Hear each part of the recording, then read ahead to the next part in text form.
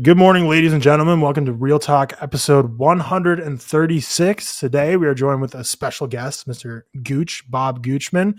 You've seen him before either on Lights, Camera, Barstool or on Trivia 10. If you're an avid watcher of that, he's in the playoffs right now, in the Final Four. So go check out his episodes there. But today, we got a packed episode.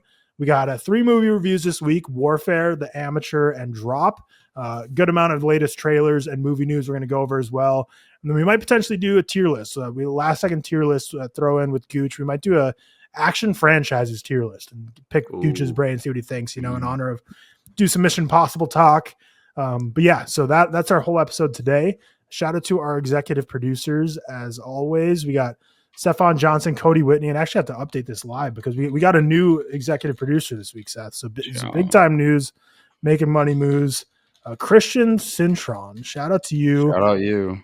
I'm updating the banner. So shout out Stefan Johnson, Cody Whitney, and Christian Cintron for being the executive producers of the episode. Shout out to all our patrons as well. If you want to check out our Patreon, in the description down below, you can join our Discord and all that other good stuff.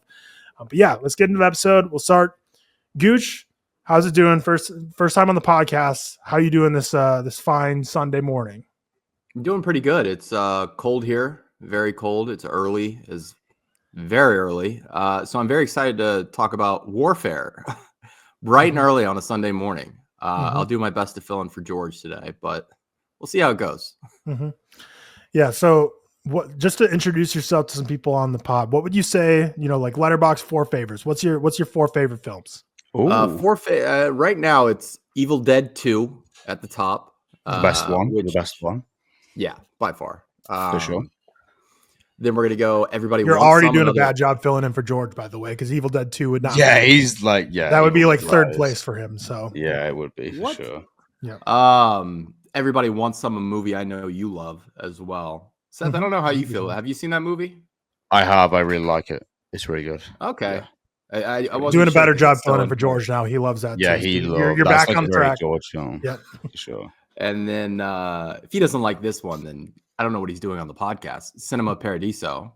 I mean, if you're a movie lover, you have to love that movie. I'm pretty sure he does. I love that film. It's amazing. 4.5 from him. So yeah, he definitely does. He definitely does. And then All That Jazz with Roy Schneider. Man, that's like, I feel like that's been in my watch list now for genuinely like 5 years. It's I have one old coworker, and he was recommending it to me for years. And it was finally playing at a theater near me. And I was like, all right, I'll check this out. And, Bob Fosse, I don't know what to expect. And I went and watched it. I'm like, this is amazing. This is like Wolf of Wall Street meets Broadway. It's so good. Highly recommend it to anyone. Yeah. Yeah. I still haven't seen Cinema Paradiso. I turned it on like a year ago and never finished it. Well, I never really started it because I know there's like 2 cuts. And I think I was going to the extended cut. And I feel like people recommended me saying the not extended cut should be the first viewing. So I think I bailed at that point, but All That Jazz I love. I was looking at your Letterboxd stats just to see like what you rate higher and lower than average. So you're on both me and Seth's train here. You have Megalopolis and Trap at 4 stars. So you're above the average there. So shout out you for that. And a lot of people who listen to this would disagree with those, but you're on the right side of history, both those. Yeah. Then I have to note you have the Monsters at a 0.5 star. I think you need to revisit that. Rob Zombie's Monsters. Oh my God. That's one of the worst movies I've ever seen. It's an earnest not film. A real movie. Earnestness is dead in cinema these days. You hate Earnestness. He's casting his wife and she can't act. That's Ernest. He loves his wife. That's Ernest. Yeah. Oh yeah. Terrifier 2 at 1 star. I don't love or hate the Terrifiers. Yeah. I'm like, whatever. I think I'm more hate than love, but I know a lot of people love those. But you're not Terrify in, you're Terrify out. Yeah, it's a franchise that I was rooting for at one point because I was like, this is a nice success story, but the fans have honestly become insufferable, like where you can't even be like, no, I don't like these movies. I don't think they're very good. They come out. The director's become insufferable too. He's on the canceled train ever since the 3rd, but I think they're making it 4th. I'd imagine they are. These movies make they will. money, have a rabid fan base. But yeah, all right, let's get into what have you been watching this week? So Gooch, what have you been ticking off in your watch list, or what's been in your diary this week? I've been in a absolute mid like Tom Cruise tear right now. So I'm just going through and I'm logging everything I've missed from him since I've had a letterbox. And so it's been a journey. I did a few good men earlier in the week. Had to buy the Blu-ray. It is impossible to get. It's like you can't rent it. At least it's in the available right here now. on streaming, I think, everywhere. Yeah, you had to. So I had to actually buy. I bought a French Blu-ray version of it for like $8 on Amazon. Watched that. Watched Jerry Maguire last night with my girlfriend. Always a classic, feel good movie. Did Dread to prepare for some Garland, a movie he ghost directed infamously. Moon, Lucy, one of the dumbest movies I've ever seen. I watched that recently. I watched it quite recently. The Luke Besson one with Scarlett Johansson. Yeah. Really, really crazy. Crazy film, man. Yeah. No, I've been watching a wide variety of stuff. Bicycle Thieves, watched that for the first time. Amazing film. Amazing so good. film. Yeah, for sure. All over the map. What about you guys? Yeah, Seth, what have you been watching? You and how you been? I know you went to London for Last of Us season 2. Did you see the first episode, first two? Yeah. I mean, the first episode, like they usually do for the HBO shows, it's like it's usually over an hour anyway, so we only got to see the first one. It was cool, man. It was a pretty like shoddy event, honestly, like pretty disorganized and whatever, but you know, it's whatever. The episode was cool. I am a vast fan of the games, so I think, you know, my approach to it is obviously different, but I am a supporter of Bella Ramsey. I think just the amount of hate they get online is like unbelievable at this point. And I think it's a good start. I think it's a really, really good start. I think it was fun. I think obviously, well, I'm not going to spoil anything, but it's a shit, you know, it's going to build something. And I think it's kind of just a landscape setting approach. I also like some of the casting choices as well. If you played the games, Dina, and she was cast really well. It was cool. Like, it was cool. It was good to see the first episode. I haven't watched The Grand Deal this week, to be honest. I've been in a really, really busy work week, like, because I was away week before. It was just like kind of get back on track now. Trying to think what I did this week. That was kind of it. What have I watched? I watched Hero, the Zhang Yimou Hero for 2002. So I watched it on Sunday, and then I watched it again on Monday. And if you do that with the film, I'm gonna say shit's fucking good. That's kind of the, you know, prerequisite. And I think that's my first 5-star this year as well, which is always nice. Or first watch 5-star. It's like, I mean, God, I hate backing up George in this instance, but like that was a peak George rec. You know, that was like an amazing George recommendation. It was amazing. We go through some Tom Ford, John Ford stuff. I watched She Wore a Yellow Ribbon. I watched The Final Destination 2009 title, which I think is 5. Yeah, 5? if that's the one that has a gymnast, then yeah, that's 5. No, sorry, The Final Destination, as in the one you give a 0.5 star. Is that 4? Yeah, so that's 4. Yeah. Okay. I didn't hate it as much as you, but I still kind of hated it. It's very odd. Like, there's a lot of casual racism in it as well, which is just unbelievable. And the visual effects in it are like, they were so obsessed with 3D, like trying to make everything pop out of the screen. They didn't care about anything else other than that. Yeah, it's a very odd film. I watched Bring Them Down, which is the new movie release with Barry Keoghan and Christopher Abbott. Good film. Enjoyed it. Kind of like, again, like cycle of violence, toxic masculinity, placed in, you know, this like Irish rural setting. It's good. It's a very hard watch, actually. I rewatched Wes Anderson's best film, which is Asteroid City. Fantastic Mr. Fox, of course. Asteroid City. I agree, Tyler. There we go. Fantastic Mr. Fox. I do also very much love. I'm very much an enjoyer. And I'm very. He hasn't made a bad movie. The only one close to being bad is The French Dispatch. True, actually. I agree. I'm really excited for the Phoenician scheme. I think it looks great. Obviously, we'll speak about the trailer as well. But yeah, rewatched Asteroid City for the first time since release. Love it. Great. And obviously, me and Tyler will be reviewing Minority Report, which was, funny enough, my first watch, which is kind of crazy. I'm not sure why it's taken me this long. Hot take. It's very good. It's very good. It's very good. It's a really, really good film. That Spielberg guy, maybe he can make some films, you know? It's kind of a hot take on film Twitter, but it actually, like, unironically is.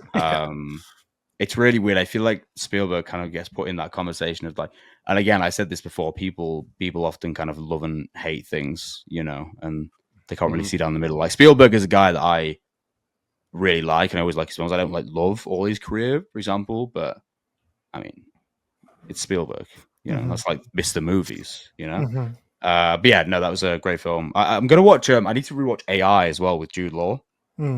I used to love AI. Haven't seen it in years. So I definitely need to rewatch that as well because I think that's kind of like a similar era, reflective Spielberg and kind of that early 2000s, late 90s period.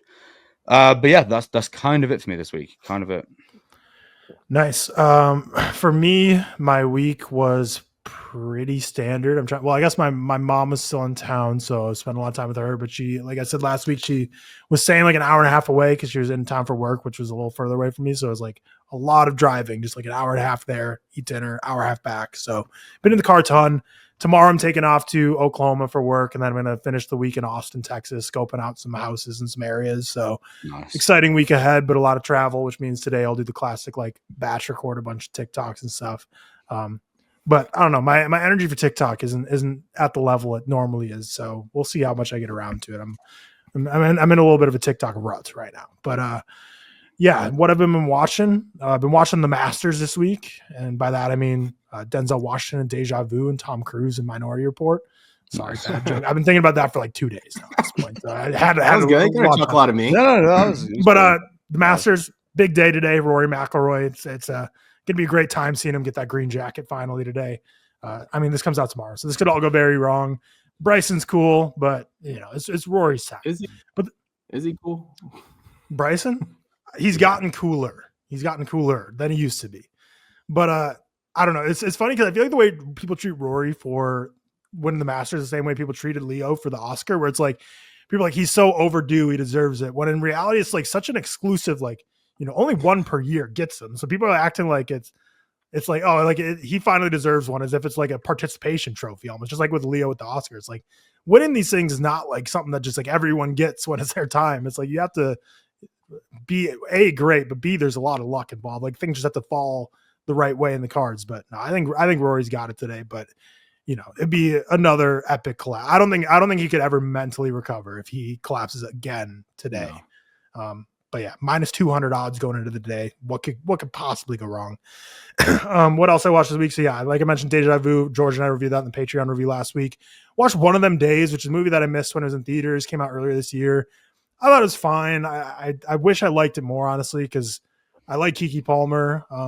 She kind of got like semi-canceled when she had Jonathan Majors on her pod, but then she canceled the appearance of Jonathan Majors. So I don't know where everyone stands on Keke Palmer, but I generally tend to like her. But you know, there's a movie about just like the living paycheck to paycheck and how much just debt can weigh on you and just not being able to be financially ahead. Now it just drags you down. You have to break your back just to pay off one bill, but then another bill comes up. So it was a funny movie, but it was just fine at the end of the day for me. Then saw all the new releases: Warfare, The Amateur, and Drop. Watched all of the new Black Mirror season with Riley. Oh, I haven't watched it yet. This is the only time where I've like, you know, usually Black Mirror, and when it comes out, I'm like, I'll watch them. I just don't care very much. All I care about is how was the USS Callister follow-up? Oh, this follow-up sequel episode. Yeah, I mean, it didn't live up to the first one, but personally, to me, the first one is like top 5 Black Mirror. Like I think it's top 5 for me. I really like that one as well, actually. But it's still the thing about this season is this is the first season, maybe since like it became a Netflix, which I think so. Yeah, so this is season 7, season 3 Netflix took over. This is the first season that I haven't disliked a single episode. I think one of them made my top 10. Most of them are like fine episodes. None of them are like great, except one that I really love, which is the first episode. But in general, this is like the most consistent in terms of there was not a single episode of the 6 that I was like, I dislike this. I think they're all like 3.5. One of them being one I really love, being Common People, the first one. But good season overall. Way better than the last couple. So I think it's a positive sign for Black Mirror because I think this was a pretty good season overall. Yeah, I didn't like last season. I wasn't a fan of last season. Yeah, I'm trying to think. Yeah, there's a couple I liked. I like Beyond the Sea. But yeah, for the most part, that was the only one I liked. The final 2 I really disliked, The Mazy Day and Demon 79. Yeah. But no, this one I think is really consistently pretty good. The first one, again, like I said, Common People, the one I think is really great. But yeah, I recommend the new season of Black Mirror. If you've been out on Black Mirror, I think they're back a bit. This is where I would have this above. I guess looking at my average ratings, I have this above 4, 5, and 6. So yeah, this is my highest rated season since season 3. So we're kind of back a bit with Black Mirror. Also watched so one of my Riley and I's favorite like show is Love on the Spectrum. New season that came out, electric. Gooch, do you and your girlfriend delve into Love on the Spectrum? No, we do not. I recommend. I know people who watch. It's like 4 seasons deep, but it's basically people on the spectrum of autism finding love, and they basically get like a coach, like a kind of like a personality relationship coach to kind of like, because teaches them like this is like how you go on a date, this is how you behave, and trying to help coach them and put them into matches, and it's just like an endearing, like heartwarming show, seeing these people that like deserve the same stuff we all deserve, but it's just a little more difficult for them. And there's a similar thing here as well. Yeah, I think it might be just like a UK version. I know it started in Australia. Well, there's a show here. I don't know if it still airs. It was called The Undateables, which is essentially people who are like heavily disabled in some way. It wasn't just like autism. It could be like facial disfigurement. It could be autism. It could be Down syndrome, whatever. And it was kind of like finding love. It was really endearing. Same sort of thing. So it's just like a nice cozy show. I mean, some of it can be like cringy to watch, but it's like it's fun. Like it's nice seeing them like get coaching and help, and then they're just like great people. But yeah, that's what I'm watching this week. Again, about to take off on a flight tomorrow for the week to be in good old Oklahoma and Texas. But with that, we will get into our reviews of the week. So Seth, I know you weren't able to see any of these, so you might be dropping off for hot second because you've been in London at Last of Us. So Gooch, you're strap in. You're gonna have to be carrying this for me. Take my role well. Let me know when you are finished. I will text you when we're done. Last one. So yeah, Gooch. What do we want to start with? Warfare, Amateur, Drop. I'll let you pick. Which one we starting with? That is a good question. I think we probably start the lightest. Let's start with Drop. Yeah, let's start with Drop. So I saw Drop late last night. So the synopsis. So it's directed by Christopher Landon, who is from the Death Day movies. Yeah. That's pretty much it. The Death Day movies. Starring Megan Fahey, which I'm not familiar with, and then Brandon Sklenar, who is he's also in another movie that was from last year where he plays the other guy in a relationship of a woman who's undergoing domestic violence. That's like his typecast role. I know people are also like typecasting for Batman as well. I saw him in Green and Gold this year, the Green Bay Packers lottery movie. So, wait, you saw that movie? Yeah, it was. So, like, I'm sure you're in the same boat where sometimes you get like emails where it's like, oh, like you want to watch this movie and publish it on social media or whatever. And like, I ignore most of them that are just like nothing movies I had never heard of. But this one, I was like, I read the synopsis and like, a man's losing his farm, so he puts a Super Bowl bet on the Packers to win to save his family. I'm like, it's like I made the joke in my letter, actually. I call it Unplowed Fields. It's like Uncut Gems, but a country version. I liked it. Well, 2.5. It was just the trailer ridiculous. had me so intrigued because it was like one of those Fathom event trailers that plays like really early in the trailer packages, like back in January. Mm-hmm. And I remember the trailer just started playing. I'm like, what the fuck what is this movie? Yeah, and then that's what I thought. I saw the trailer twice and then never saw any more news about it ever again. So, it's not one you need to be making any going out of your way to see. But Drop, though, everyone's a suspect. Violet, a widowed mother on her first date in years, arrives at an upscale restaurant where she is relieved that her date, Henry, is more charming and handsome than she expected. But the chemistry begins to curdle as Violet begins being irritated and then terrorized by a series of anonymous drops to her phone. So this movie's like a mystery whodunit. So I feel like a lot of the discussion will have to involve spoilers. So we'll start just like brief, like minute long, like what's your overall like thoughts on the movie in your review, and then we'll kind of dive into more spoilers. Yeah, to me, this is best case scenario for Blumhouse. This is, I think, exactly the kind of movies they've been making, want to make, and will continue to make for as long as they have their doors open. Very dumb premise, like alarmingly stupid, to the point where it's comedic, I think. We'll talk about that app. The app just doesn't exist. Mm-hmm. That's just not a real app that exists or any piece of technology that anyone would ever use. But stupid premise. But good lead performance. I think that's what they're always kind of banking on, is like one star to kind of pull them through and hook you in and keep you kind of invested in that stupid premise. Megan Fahey. Have you not watched White Lotus? Are you not a White Lotus person? I've not. So which season is she on? She was season 2 and she was fantastic. Okay. I think she won the Emmy for her performance. That's the only thing I've seen her in, so I wasn't really sure what to expect. But she's very good. She was, I thought, very good in this role. You didn't see the Unbreakable Boy this year? It looks like she was in that one with Zach Levi. No, I did not see My Son is Autistic, the movie. There goes an AirPod. But so Megan Fahey, I thought was fantastic. I'd love to see her in like something serious. Like this has a obviously serious tone to it. It's a domestic violence movie. but something more serious that you could really sink your teeth into. And then the side characters were fun as well. This is a fun time at the movie theater. This is not something I'll ever watch again, but if someone asked me for something to see this weekend, like a normal person, I'm not telling them to see Warfare or The Amateur. I'd probably tell them to go see this. Good time. Yeah, I'm a little lower on it than you, but so I didn't put this in my review, but this is what I was thinking when I left the theater. I was like, to me, I gave it a 2-star, but it's like, to me, this was a 2-star movie in the theater.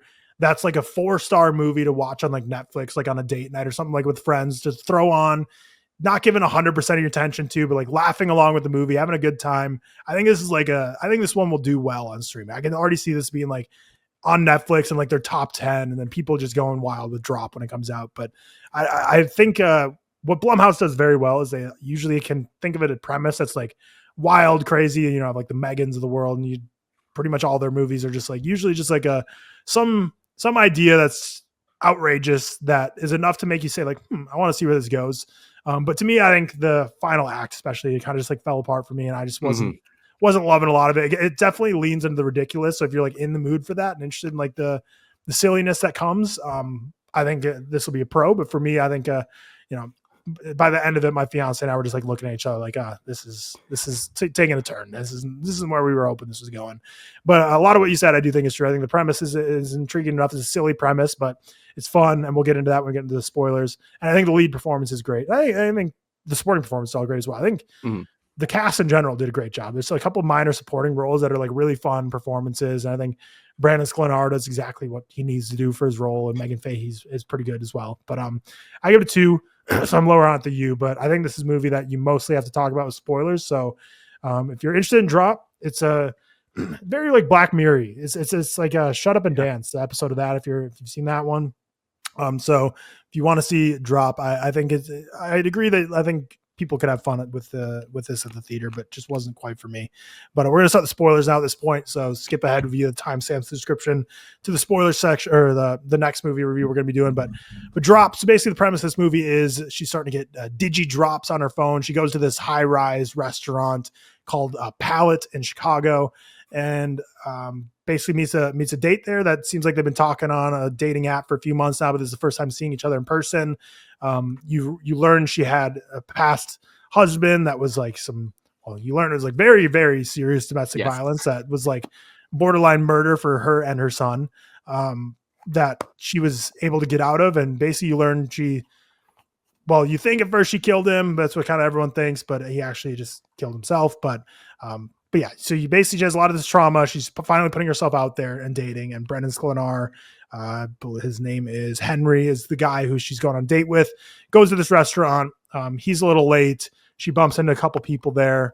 But then she starts getting these mysterious digi drops, which is like airdropped messages. There are all these memes that are, we never getting chuckles out of this. Tyler, we got to talk about this app. We got to talk about this app. What, the digi drop app? Going into the movie, did you think it was going to be just airdrop? Because I thought it was just going to be like airdrop. Yeah, that's what I thought from the trailers. It would be just airdrop. Yeah, which I think is probably what they went in with the intention of. Christopher Landon, he's an older director, I think, and I don't think he understood airdrop even a little bit, because he was like, "Yeah, anyone can airdrop to you, and then they know where you're at, and you can see how far away they are at any given moment." It was like a geolocator. It was like you could see exactly where everyone is, and like if you're in an area, you get to see everyone's full name and picture of everyone in the room with you. App? Yeah, and either that was insinuating that this is such a popular app that every single person in the restaurant uses it, because basically they literally use that as like if their name's not on here, that's who our suspect is. So basically they're either insinuating this is such a popular app that everyone uses it, or that just no matter what, you can see the identity of every single person you're around at any time. So wild app. But they never really stopped to be like, this is an absurd premise. You kind of just go with it. Yeah, because it's fun. Like the gifts you get are funny. It's basically this guy like taunting or saying like, you could either have a really fun night or like a wild night, and like what's gonna happen. It's like it starts off lighthearted. It's like don't ignore me, play along, play this game. But then obviously it gets very dark very fast. But we have no idea who's sending these drops.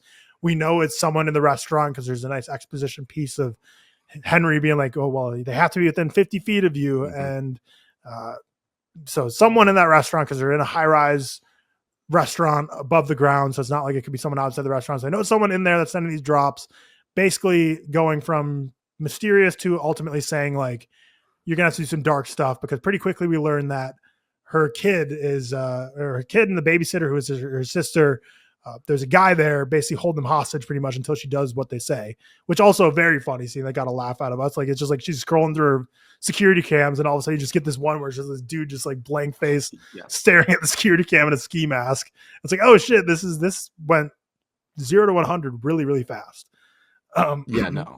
Just insane. Like all the technology in this movie is very, like you said, Black Mirror-esque, where it's just not even based in reality at this point. Yeah, but it's that's what makes it fun. Mm-hmm. But yeah, I mean, I was fully bought in. I was having a fun time at this point, and then pretty much. So I guess what are like the first kind of like serious thing she has to do is her date is a photographer, and he has a camera with his bag because he didn't want to get stolen by leaving his car, so he brought it with him to the restaurant. So she's told to smash the SD card in his camera, and when she goes to do that, I can't remember. She tells him a million things to get him to leave the table. At this point, it's probably like, get us a drink, or I don't know, go ask. No, it's to look for his watch. The watch. She said she lost her watch. Go ask the host for it. And during this, she goes through the SD card, basically kind of reveals what this whole thing is going to be about, because you see that he has a bunch of pictures of documents on his phone. So you have to imagine, the blackmail is someone who he has documents that's going to unravel some politician or company, and they need to get that deleted because he has physical evidence. And you kind of learn he's a whistleblower, basically, who's going to reveal that all to the FBI. So someone's blackmailing her to then destroy all of his camera memory. So that's the first kind of crazy thing to happen. And then from there, it's pretty much like after that, it just goes right from that to, all right, now kill him, take this poison and kill this guy. It's the most convoluted way to get rid of an informant. Like they're jumping through so many hoops and putting so many variables on the board just to kill this one guy. Mm-hmm. They're like, this makes sense. Trust me. Like, this is the perfect cover story. There's so many other ways they could have done this. And there's so many like stupid things that happen. Like, for one, like, so she gets this poison, which is like an ambery color. And then when she's like, oh, I'm going to spike his shot. So then when he's like, oh, what do you want to drink? And then she's like, oh, let's do tequila. I'm like, why would you go for a clear liquor when you have a colored poison? Like, this is just, none of this is making sense. Like, I thought she was going to say tequila and then correct and be like, oh, I need like tequila reposado because I need like a colored one. So I was like, I don't know what your plan is here by clearly like putting like a dark liquid in a tequila shot to poison this man. But then also you have the guy who's like the mysterious guy who's actually doing the drops. He's like sitting in this area that no camera can see. But like, he was on a date at one point too. So it's like, I feel like if a security reviewed the footage, they'd be like, oh, like there's clearly someone here that this date is talking to that at this table. And it would just ask the hostess, like, who is at this table? They would easily be able to identify him. So I don't really know his whole point of like sitting in the area with no cameras on him. And because obviously he had to like walk to that spot at some point. He didn't just spawn there. So I don't know what that was all about. I thought he was the weakest link for me when you finally, it's hard to talk about this movie linearly, but it's like by the time you get to, I think he's the weakest part for me, the villain guy or the guy who's like setting them up.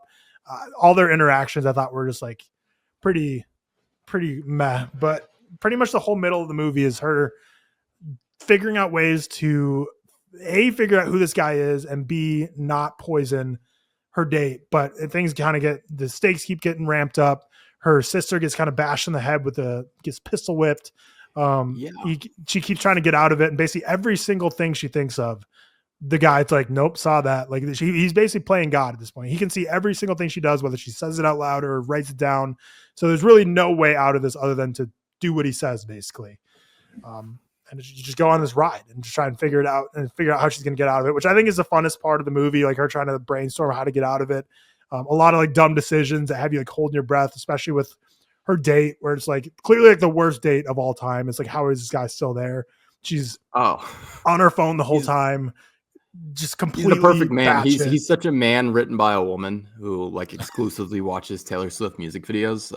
I'm like, he waited for 3 months. I think that's the craziest part of all. He was texting her for 3 months, asking to go out on a date. That's kind of a red flag in itself. Like, this man is crazy. And he shows up. He just is so chill the whole time. I thought it was going to be him. Yeah. I mean, like, The thing is, I was expecting this to lean more into the whodunit aspect because I feel like there's a couple there's like this one guy who's like waiting for his sister who like I never fully like ever bought into like, yeah, it's going to be this guy who's like a little too obvious. But I was expecting a little more whodunit aspects of it because at the beginning of the movie, you meet like the guy who ends up being at the bar. You meet a couple other people like the bartender, like the waiter, but they kind of like leave it there. And I was kind of expecting more of like we're going to get a little backstory on each of these people or like see a little more mystery stuff. But really it just ends up, the shoe ends up dropping where it's like, oh, it's this guy who was on this date who left him early, who wasn't interested in him. And he's just this dude sitting over there. Cause I think what kind of finally reveals it to her, unless I'm forgetting something, is like basically the bartender or waiter was like, oh yeah, that dude's been staring at her the entire night.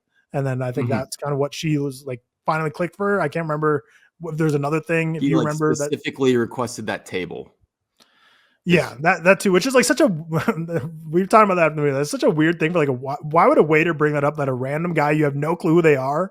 They're like, yeah, that guy over there requested this table and he normally doesn't sit there. It's like, if I was a patron at a restaurant, I'd be like, thanks for that. Like, I don't know. I don't know why you're telling me about this random guy, but yeah, because he always sits at this one table or whatever. And then this one couple always sits at this one table, but he chooses it instead. And we find out, like I mentioned earlier, it's because he's out of the view of the cameras. But the final act is just where things get absolutely batshit insane. This is where Michael Bay's producer credit comes to roost. I did see that in the intro credits. I didn't realize it was produced by Michael Bay. But yeah, so the whole switcheroo, you think she poisoned her date, which is what she was sent there to do. And then because of that, the guy like calls off the people on her, or the guy on her house, to kill them, or kill his son and her son and sister if she doesn't go through with it. So he calls him off, and then you kind of realize she didn't actually poison him. And while he was distracted, she poisoned his dessert, or his panna cotta, which is also what her ex-husband ate on the last night of his life before he took his own life. So it's very full circle moment, but he realizes that he gets poisoned and shit just all hits the fan. He takes out his gun, starts shooting like crazy. Everyone in the restaurant flees, which you'd have to think they're in a high rise that you could only get to by elevator. So it makes it seem like immediately like everyone's gone to that restaurant, but in reality, they would all be in that lobby, like spam pressing the elevator, but like, please get me the fuck out of here.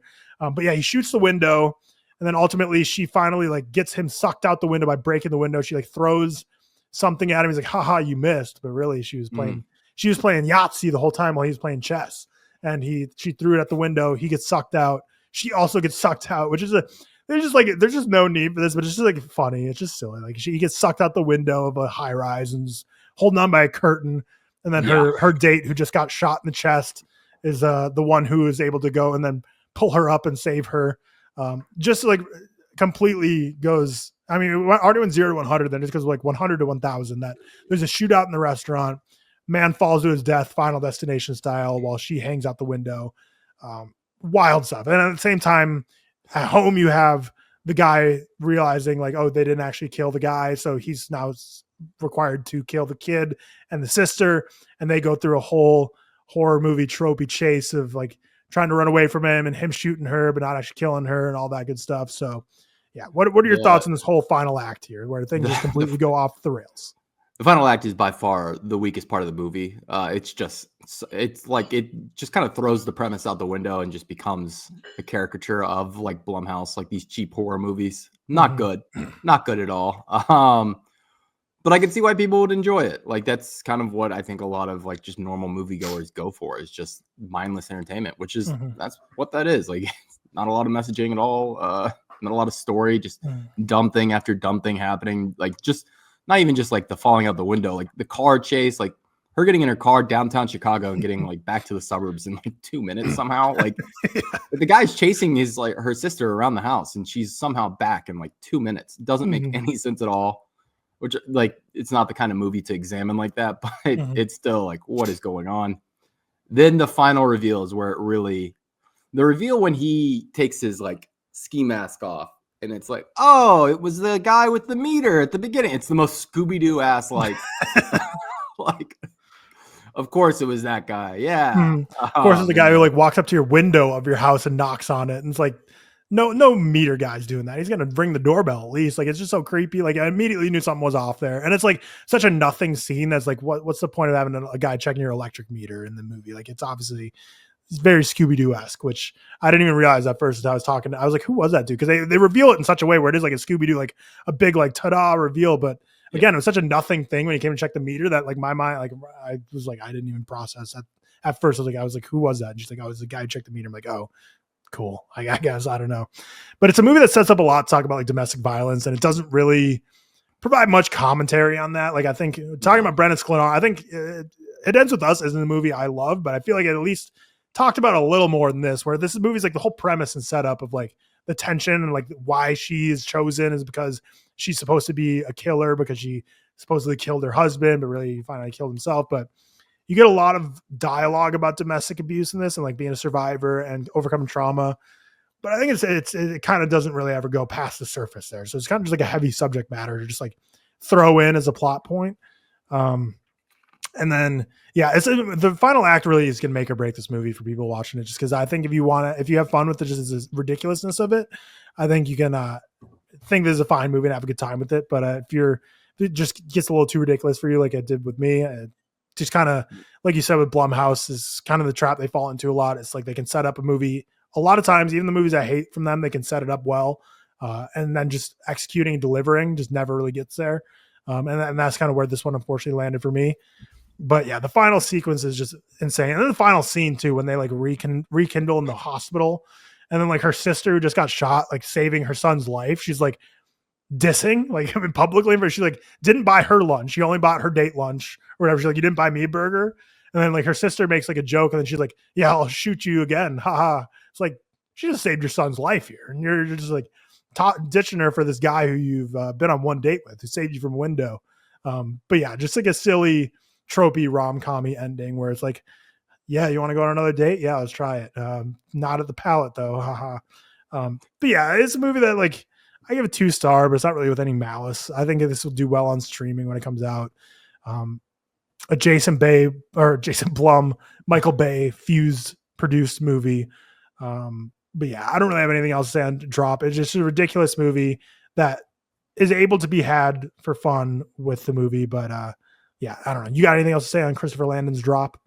No, I was trying to find the box office. I'm interested to see if they do a sequel to this. Blumhouse loves to run the wheels on these premises just straight into the ground, especially if they think they have something that can make some money.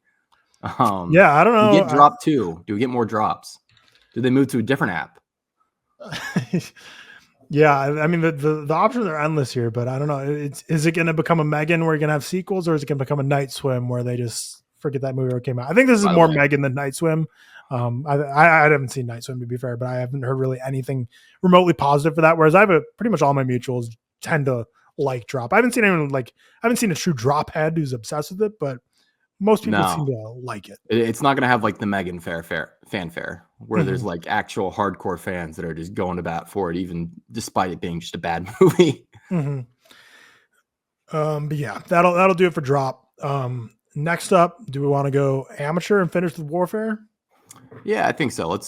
I think we did both agree that's the best one was probably Warfare. We'll say, and that's probably the one with the most to talk about, or not, honestly. But yeah, it's tough. Yeah, because I was thinking that too. I was like, I don't know how much we're going to talk about any of these movies, but we'll start with the amateur, or go next with the amateur, which stars Rami Malek. This falls into the camp of like movies I've seen the trailer 7 billion times before other movies, and finally it came out, so I can finally stop seeing the trailer. But the Letterboxd synopsis: don't underestimate him. After his life is turned upside down when his wife is killed in a London terrorist attack, a brilliant but introverted CIA decoder takes matters in his own hands when his supervisors refuse to take action. A movie that is full of that guys. We got Michael Stolberg, we got Lawrence Fishburne, John Bernthal, Holt McCallany, all time just like, oh yeah, that dude, awesome.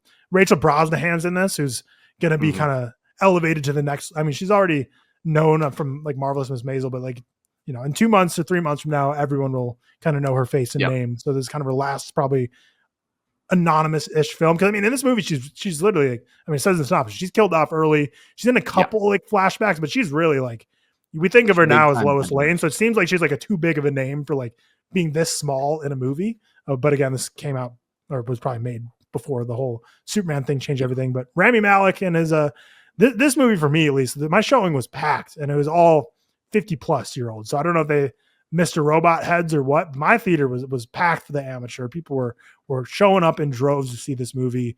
We'll do the same thing. Start with non-spoiler, and we'll go to spoilers. What are your thoughts on this movie? Yeah, I enjoyed this a lot more than I expected because, like you said, this trailer has been playing nonstop for months and didn't do much for me. And I think a lot of that had to do with just, I don't want to say Rami Malek fatigue, but I do think he deserves a little time out for a while while he kind of recalibrates and figure out what we want to do with him. Obviously, he was great in Oppenheimer in a very limited role, but like the question has come to my mind is he a leading man in like Hollywood movies, or is he like a really great television actor who can come and do some spot play on the big screen? This was a big question for him. I still have those questions, but it's very clear he can do this role. Like the nerdy guy who it's kind of endearing, a bit threatening. He works well in this spot. So I enjoyed that. It's not as stupid as Drop, but it's a pretty dumb movie. It reminded me of a lot of like the 90s novel adaptations of like John Grisham movies. A lot of those where they're kind of just cheap airport novels. You just kind of will read through in a weekend. It felt like one of those adaptations. Did its job. I don't think you need to rush to theaters to see this one. It'll probably be on like TNT for the 50-year-olds in your theater here in a couple months, and then, Max too. But better than I thought. Enjoyable. Nothing really to write home about, though. Yeah, I'm pretty much in the same boat. Way better than I thought, which I still give a 3-star. But again, I didn't expect to hate this movie, but it's just one of those that I just saw for so long in trailers. I was like, I just wasn't expecting anything out of this. Rami Malek is like not a guy who moves the needle for me personally. And kind of like you were saying, I don't really think this moves the needle much for me afterwards, but I think what he does in this movie is like exactly what the role called for. So I think he was like the perfect man for the job for this movie. But I don't think I'm really like sold anymore or really less on Malek after this. But yeah, so this movie I think it's very much a dad movie that dads will have a great time with. I know my theater seem to enjoy it. I think this will do well on whatever streaming service it comes out when dads get a hold of this one. All-time movie to just like watch. Your dad's going to watch, fall asleep in his recliner, and show up for a couple of scenes. Because I think that's my biggest issue with the movie is that it's overly long for what it is. It's over 2 hours long. And I think the momentum gets killed a lot in this movie. I think there's a lot of great scenes that I love because really the whole premise is like he works for the CIA, but he's a, techie, coder, decoder, decryptor, smart guy. So he uses all this technology and his contacts to be able to basically hack his way around and use surveillance and technology to be able to be outsmarting the rest of the CIA, tracking him down and find his wife's killer, as opposed to just sheer brute force. He's using just his smarts as opposed to his brawn. So I'm always a sucker for those fun scenes of just like a hacker figuring something out or using some technology to hunt some stuff down. And there's a couple, cool kills where he's trying to hunt down his wife's killers, which ended up being way more Final Destination than I expected. Yeah. So I loved like a lot of the scenes, and I think this movie has some great moments, but as a whole, it just didn't fully land. I still give it a positive rating of a 3-star, but it's definitely overly long. In between the moments I really love, we definitely get lost in a lot of exposition and a lot of moments or just a lot of scenes that I'm like, this isn't really doing much for me here. But directed by James Hawes. Does he have anything else? He has, speaking of Black Mirror, he has 2 Black Mirror episodes, Hated in the Nation and Smithereens, which I both think are very middling to, average at best episodes. Doctor Who. The One Life movie with Anthony Hopkins. Yeah, that came out. I never saw it, but had a big ad. I remember it was on the front of Lincoln Square for a while. Yeah, so he hasn't done a whole lot. Looks like other than that, mostly TV shows and movies no one really ever heard of. So, but yeah, we'll get into spoilers here. Not like a whole ton to really dive into for the amateur here. But pretty much his wife goes on a conference to London. He is invited to go with her, decides not to because he's busy with his work at the CIA. And seems like he doesn't love traveling because basically kind of implies that she invites him all the time and he never goes. But she goes. There's a terrorist attack there. And she's taken hostage and killed. which I kind of was on the edge of my seat the whole time thinking that like she actually wasn't killed. Cause really like you never see her die. You see up to when she dies. And then the only confirmation you get is Lawrence Fishburne, a super shady CIA, or not Lawrence Fishburne, Holt McCallany, super shady head of the CIA saying like, trust us, she died. So I was waiting the whole time expecting like her to not be dead, but no, she's dead. I definitely think there was something in the original script where her story, like there was something to her storyline where she was either not dead, like you said, or like more involved in like why she got killed. I think there might have been something more to that, and they just completely axed that storyline, realizing she got cast that as Lois Lane halfway through. Halfway through producing, they got cast, and she's like, they're like, wait, we got to scrap like all her. We have one. We can get her for one scene on a farm and one day of shooting in London. That's all we can get. Mm-hmm. But yeah, it was just so bizarre how like they totally just set it up for her to not actually be dead. But she's dead, and he's hunting down her killers. So this is a trope we've seen. I don't know. There's a endlessly tired cliche of a story of a dog is killed, wife gets killed, going for revenge. But again, I think there was enough here to merit like it being its own thing, just especially because I feel like it leans into the techie hacker side more than really anything else. It's more just like gun fu. But yeah, so he basically goes to Europe, and he has this person named Inquiline, I believe it is, who's like a partner he's had, who's kind of like an informant for like ex-KGB, but now CIA informant. You find out it used to be a man who then died, and then his widowed wife took it on. But yeah, they have like this weird relationship where they kind of help each other out with like tips and clues. Very strange, Tyler, this relationship between Rami Malek and his informant. There was a woman, let me just say this. There was a woman next to me who was very disapproving of that relationship. When they were in person together? Yes, she was like, like she could not believe that he was like hanging out with another woman a day after his wife died. And it was a little strange. They were like playing up a romantic element at points, and it was like, what is going on?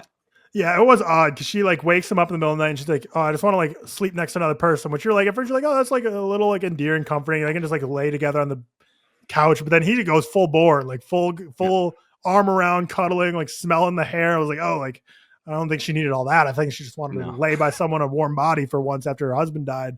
But yeah, he goes full into that one. But in general, the relationship is weird too, even like through the messaging where. Because I was kind of under the impression that like no one in the CIA would be able to see these messages because like he seems way too smart for that, and he would be leaving a trail. But then later in the movie, they like find out her name and everything from like his chat logs. If there's just like, why? Like I feel like he's too smart. Like they say his IQ is like 170, so why is he using like CIA computers to be messaging this person? Because like at some point they're like, oh, like check his computer logs. Oh, Inquiline, let's find out who this is, and then just figure out her identity immediately from some CIA database. I'm like, that seems like a loose end that the character they're trying to tell us this guy wouldn't have let happen, but it does. They finally meet in some Europe. I don't know. They jump around like so many different countries and cities in Europe, but he's on this mission just to go around to like these group of like 4 people who were involved in the hostage situation, killing his wife. And one by one, he takes them down. And yeah, they're all like Final Destination style deaths. The first one is complete accident. Cause basically, well, I guess before we get there, let's get to the lead up here. So he blackmails the CIA and says, you have to like, let me go kill my wife's murderers. Cause like basically he's like says they're not doing enough as the CIA to investigate it, thinks they don't care. So he basically blackmails them by finding all these documents that Holt McCallany, who's like a director level of CIA, has signed off on that are very corrupt things that if they got leaked out to the public via whistleblower, things would all go down to the CIA and they would all be arrested and bad things that happen. So he basically says, I have a dead man switch. This is all going to be revealed and released to the public unless you give me money, give me a new identity, send me to Langley to train me as a CIA agent to become a killer, ship me off to Europe and let me carry all these missions. So just like the most outrageous premise for a movie, which is how the CIA directors take it as well. They're like, this is so stupid and crazy that like, whatever, dude, like have fun, go for it. You'll probably die along the way or quit because you're too much of a wuss. But they grant him his wish and then trust him that he has a dead man switch. So basically they send him off to CIA training. And basically immediately once he leaves, the whole CIA's mission is to figure out if this dude actually has the dirt he says he does and protect their asses because he does have incriminating evidence. So while he's going on this mission, the CIA is trying to get that taken care of so then they can kill him and get it over with. But when he's at the CIA training facility, that's where he meets Lawrence Fishburne, who trains him on shooting. And then you kind of have this back and forth where they basically say like, yeah, you're never going to be able to kill anyone. You're you're just not that guy. You're not a killer. You don't got that dog in you.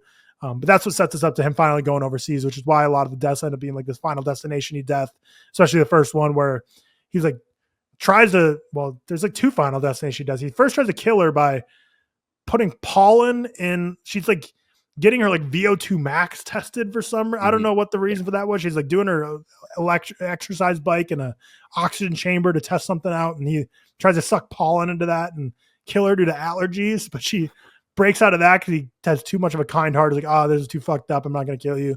Of course, immediately once he lets her out, she breaks free and runs away. And then he tries to shoot her, doesn't, fails. And then finally a van runs her over, and Final Destination. He just runs away. He goes up there and checks to see if she's dead, and then he just runs away. No one stops him. Yeah, he does the classic like spy move where he like runs away, runs to the nearest bathroom, like takes off his jacket, changes his clothes, then moves on.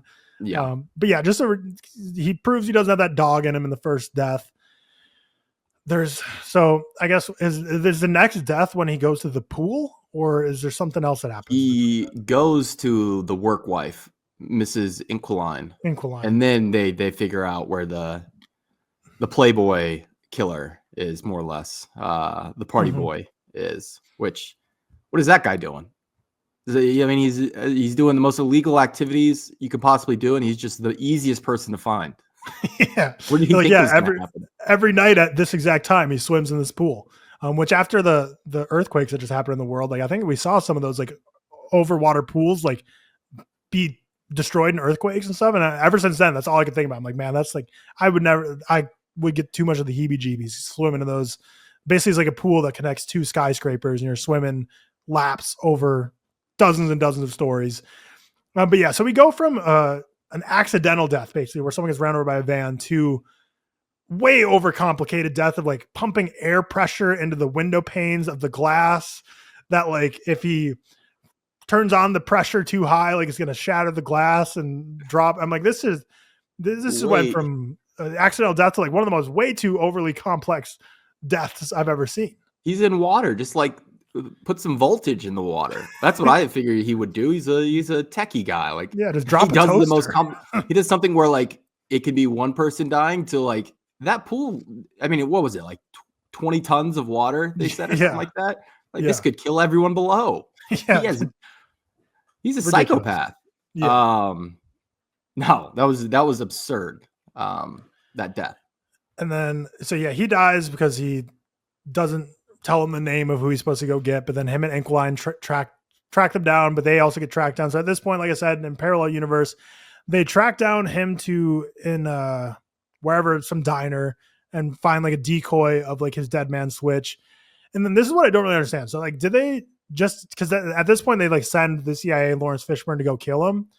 Did they just like decide at one point that like it's worth the gamble, or was there like, did they find that CD in the diner and just all of a sudden just accept and assume like, oh, then he actually doesn't have anything on us? Like, I guess I was confused on what the point was for them to decide like, okay, send in the CIA to kill this guy. Yeah, I think they just immediately were like, oh yeah, since it's not on this CD, there's no way he could have it. This is all just a big chase. Yeah, I just don't get that because he's like, his file says he's like this super genius, but yeah, they like find security cam footage of him putting in a jukebox and putting it in an ABBA disc, ABBA's greatest hits, and he just puts his fake dummy disc, and they decrypt it, and they're like, oh, there's nothing on here. It was just a decoy, which logically I would think, oh, it's a decoy to like buy him time, but he actually has info. But it seemed like the CIA was just like, haha, yeah, he doesn't have anything, kill him. So at first they try to kill him with Lawrence Fishburne in a CIA dorm room, but he bugged the CIA, so he found out that they were going to kill him there. But then at this whole point, Lawrence Fishburne is tracking him around Europe from killing to killing, trying to kill him in their run-ins. And then I don't know. The next thing that's jumping on my head would be when they're there's basically this car chase of him and Inquiline, where like a full team of like Navy SEALs at this point are like after him. I forgot about this. I completely forgot about this. Yeah, they roll up in their little boats. More ridiculous than anything that happened in Drop. Yeah. It went from just one CIA operative, which makes total sense, you'd think would happen, of tracking him down to kill him, to we have militarized efforts of people in full military gear, multiple squads coming in, mowing machine gun rounds throughout the streets, killing Inquiline, who's driving the car. So he has to take over there. So Inquiline's dead at this point. And this basically leads to the boat with Michael Stahlberg, unless I'm forgetting something else. But yeah, he goes to the he hits up one more person to like sell Bernthal, right? Weapons to on the or something like that. That's how he ends up with the boatyard address. Is that at the boatyard where he meets Bernthal, or Bernthal meets him? Yes. Bernthal does the thing where the old John Bernthal show up for 10 minutes, eat up some scenery, and then just leave. Mm-hmm. Yeah, and he's about to be in The Accountant 2, which is coming out soon. He looks exactly the same as he does in The Accountant movies. It's like he is just such a typecast guy who seemed like for a moment he's going to break out of that, but I think he's right back into typecast him. But yeah, there's something that happens where he goes to this boatyard to kind of wrap up the story, and John Bernthal is there, and you kind of think that he's gonna kill him there because John Bernthal is known as like the guy, like he's the superstar hotshot CIA hitman that goes throughout the world. And they're in Russia at this point. But then he goes onto this boat, which is where the final guy who he has to kill is. And there's kind of like a showdown where basically Rami Malek's cornered at this point. There's no way out. And then the big reveal is that he was like driving them into like Finnish waters, like Finland waters. And then once they got in there, that like became like an international crime. So then the Finnish Navy came and stormed the boat. Yeah, I don't know. This is where it kind of like lost me at this point, but Michael Stahlberg just giving him the gun to shoot him. Yeah, that's another classic trope, which happened in Drop too. Like giving the person you're going to kill the gun and saying like, "Kill me, do it." Like 2 movies came out this weekend that has the same exact thing.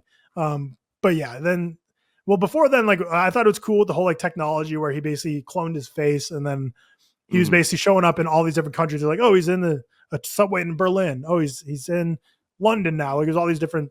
He was just cloning his face onto things, just throwing the CIA off the scent. And that's like where the movie shined the most for me, was when he was using these technologies to be able to evade the CIA, track him down. I think that was where it was the most fun. But a lot of the stuff with the Inquiline bogged this movie down for me. I think I was just so checked out by the end of it, which again, I still like this movie, but I was a little checked out by the end where like it was just overly long, that like when he got the whole Michael Stahlberg thing, it was losing me a bit there. And then finally the Navy comes in and he goes free because basically he does it. He accomplished everything he wants. He gets everyone killed or taken care of that he wanted to kill, while at the same time the dead man switch does go off and releases all the information incriminating the CIA. So Holt McCallany and all the other corrupt people get arrested. So all things end coming up Rami Malek, except for his wife still being dead. But everything he wants to set out to do, this amateur pulls it all off brilliantly. And then another just tropey ending, like you learn, like he's scared to fly or whatever, scared to travel, and he has a Cessna and he was never going to fix it up. And his wife was like, "Oh, you should fix that up," and he never did. But then he finally takes flight and then flies off into the sunset to end our movie.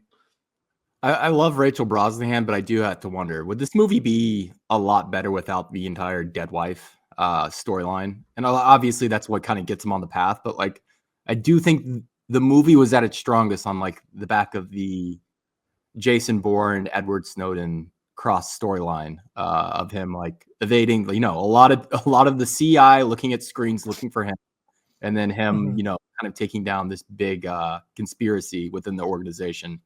That was a lot better than the revenge storyline, which we've just seen it so many times at this point. Yeah, it definitely set it up to be just such a tropey movie. And I guess it is the motivation for him to go into Europe in the first place. But you easily could have figured out a way to just be purely just like a Snowden thing, like you said, like him finding all this information out about the CIA that he's against. And he goes on a mission to try and reveal that in a safe way. And the CIA tracks him down the whole time to try and prevent it. But yeah, the whole Rachel Brosnahan thing just doesn't really add much to the movie other than just being the thing that sets it in motion. Where I think John Wick succeeds is like, the dog dies and sets that thing into motion, and that's just like it. Like there's no real like major references, no flashbacks. Like it's just like the dog dies. Okay, this is why we're going. Let's go. Whereas this one, the wife dies, but then you get all this like, a lot of him sulking about his wife, which like is all understandable. Like obviously any man would, but it's just like it's what ended up bogging down the movie a bit, and the ink line stuff is a little too much.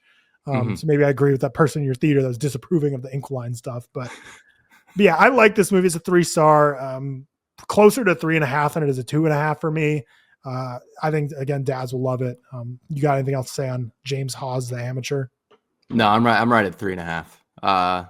Good movie. I kind of wish it came out earlier. The first 3 months of this year have been, I think, abysmal. And while this isn't like a great movie, it would have been nice to have in just the desert of January and February.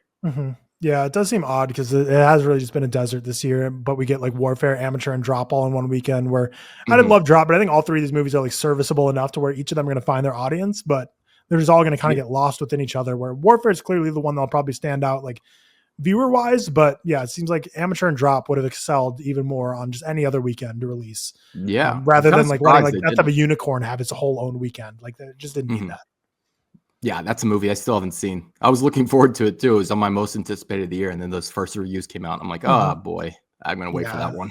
I didn't love it. It's got Will Poulter though. I tweeted out the other day because Will Poulter's in another episode of Black Mirror this season, so it's like big month for Will Poulter. He's in 3 things, 4 things too. If you count, he has a movie about to come out called like Swift Horses. So Will Poulter, big time, and maybe the Bear season 4 is coming out in a couple months. So if he makes another appearance in there, so Will Poulter, who's back in the week.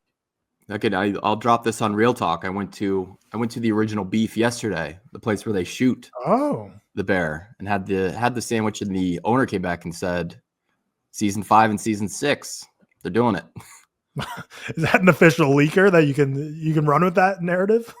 I mean, it's what the owner of the restaurant said, so it's not like a confirmed. It's not out of Deadline or the Hollywood Reporter, but I will say the owner said that they have booked them for season 5 and season 6. So that's sick. I mean, I'm happy. You watch the show? Love it. What do you think of season 3? Season 3, probably my least favorite of the seasons, but it's exactly what, like, if you're a prestige television show and you're getting deep into, past season 1, season 2, you have to do things to reinvent yourself and try different things. And I'm glad they did. Like that first episode I thought was incredible. Agreed. Yeah, a lot of people got lost at season 3 and said they don't like the show anymore, but I'm still there. I still might be my least favorite, but I still really like it for sure. I think it'll make more sense I think after season 1, I think the initial plan, at least what Christopher Storer said early in development, was like it was a 4-season show. And I think Disney maybe asked them to go to 5 and 6 and maybe spread out some of these storylines. So season 3 did feel like maybe it didn't move the plot along too much. But I think once it's seen in, the full scope of things, it'll play a lot better. You'll get more payoff. Makes sense. Well, you heard it here first. According to the restaurant owner of the beef restaurant, we're getting more seasons of the Bear. But speaking of Will Poulter, Warfare, the big release of the week in terms of probably what's going to, I would guess, be the box office moneymaker compared to the other 2. Alex Garland, A24, Warfare, his follow-up to Civil War. This one's co-directed with Ray Mendoza, an Iraqi war veteran.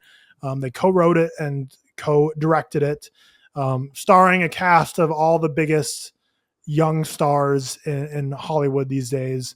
DeFaro Woon-Atai, Cosmo Jarvis, Will Poulter, Charles Melton, Joseph Quinn, Kit Connor, Michael Gandolfini, Noah Centineo. Any of these other ones recognizable names? Not to me. But first off, I'll just say Cosmo Jarvis looks like the most like Iraqi soldier, American soldier ever. Like he was, the rest of them are like kind of just like pretty boys in a soldier's suit, but he like looks like I'm like, yeah, that dude right there is a soldier, Cosmo Jarvis. But everything is based on memory. A platoon of American Navy SEALs on a surveillance mission gone wrong in insurgent territory. A boots on the ground story of modern warfare and brotherhood told in real time and based on memory of the people who lived it. Ray Mendoza is who is played by DeFaro Woon-Atai, the character of Ray. So it's, based on a mission he was involved in while in Iraq. But yeah, this one's like one probably not even need like a spoiler section for, because there's nothing really like too spoiler. This is like you're a part of a mission that goes wrong and you just live through this platoon of Navy SEALs trying to evacuate out of the situation. But tough movie to watch, tough movie to talk about. There's a lot politically to discuss. There's a lot, there's just a lot to talk about with a movie like Warfare. But we'll start with your thoughts. What do you rate Warfare, and what's your overall kind of high level thoughts on the movie? I'm landing at 3.5 stars on this. Saw it last night and kind of I've been thinking about it ever since. I mean, Garland is very talented, especially when he makes his movies. That is kind of one of my big takeaways from him, is every single time you see one of his movies, you do think about them for a while. Nothing has changed here. I think for the people who didn't like Civil War, they're going to fucking hate this movie. I'm not in that camp. I was a Civil War enjoyer. And this is more of the same. It's very distant in how it wants to approach its subject, for better and for worse. I think you tweeted it out about the sound design. One of the best sounding movies I think I've ever seen. And horrifying. Yeah, I think how you feel about war, whether you're pro or against, this will kind of confirm it for you, because it really doesn't take sides. I'm excited to talk about this one. I need more people to see this. Yeah, I give it a 4-star. I think it's kind of like an undeniable piece of filmmaking. I actually am part of the camp that you didn't think most people fall in, because I did not like Civil War really at all. But I liked Warfare a lot more. I just think because it is very similar in the sense, like you said, it's not really, it's kind of just objectively putting you there. And you can argue, nothing could ever be objective. You're filming something that's going to have a slant to it, which, I agree to in a sense. But what his intention is to go in and be as not subjective as possible, just like basically show you events and let you talk about it afterwards. So very similar to Civil War in that sense.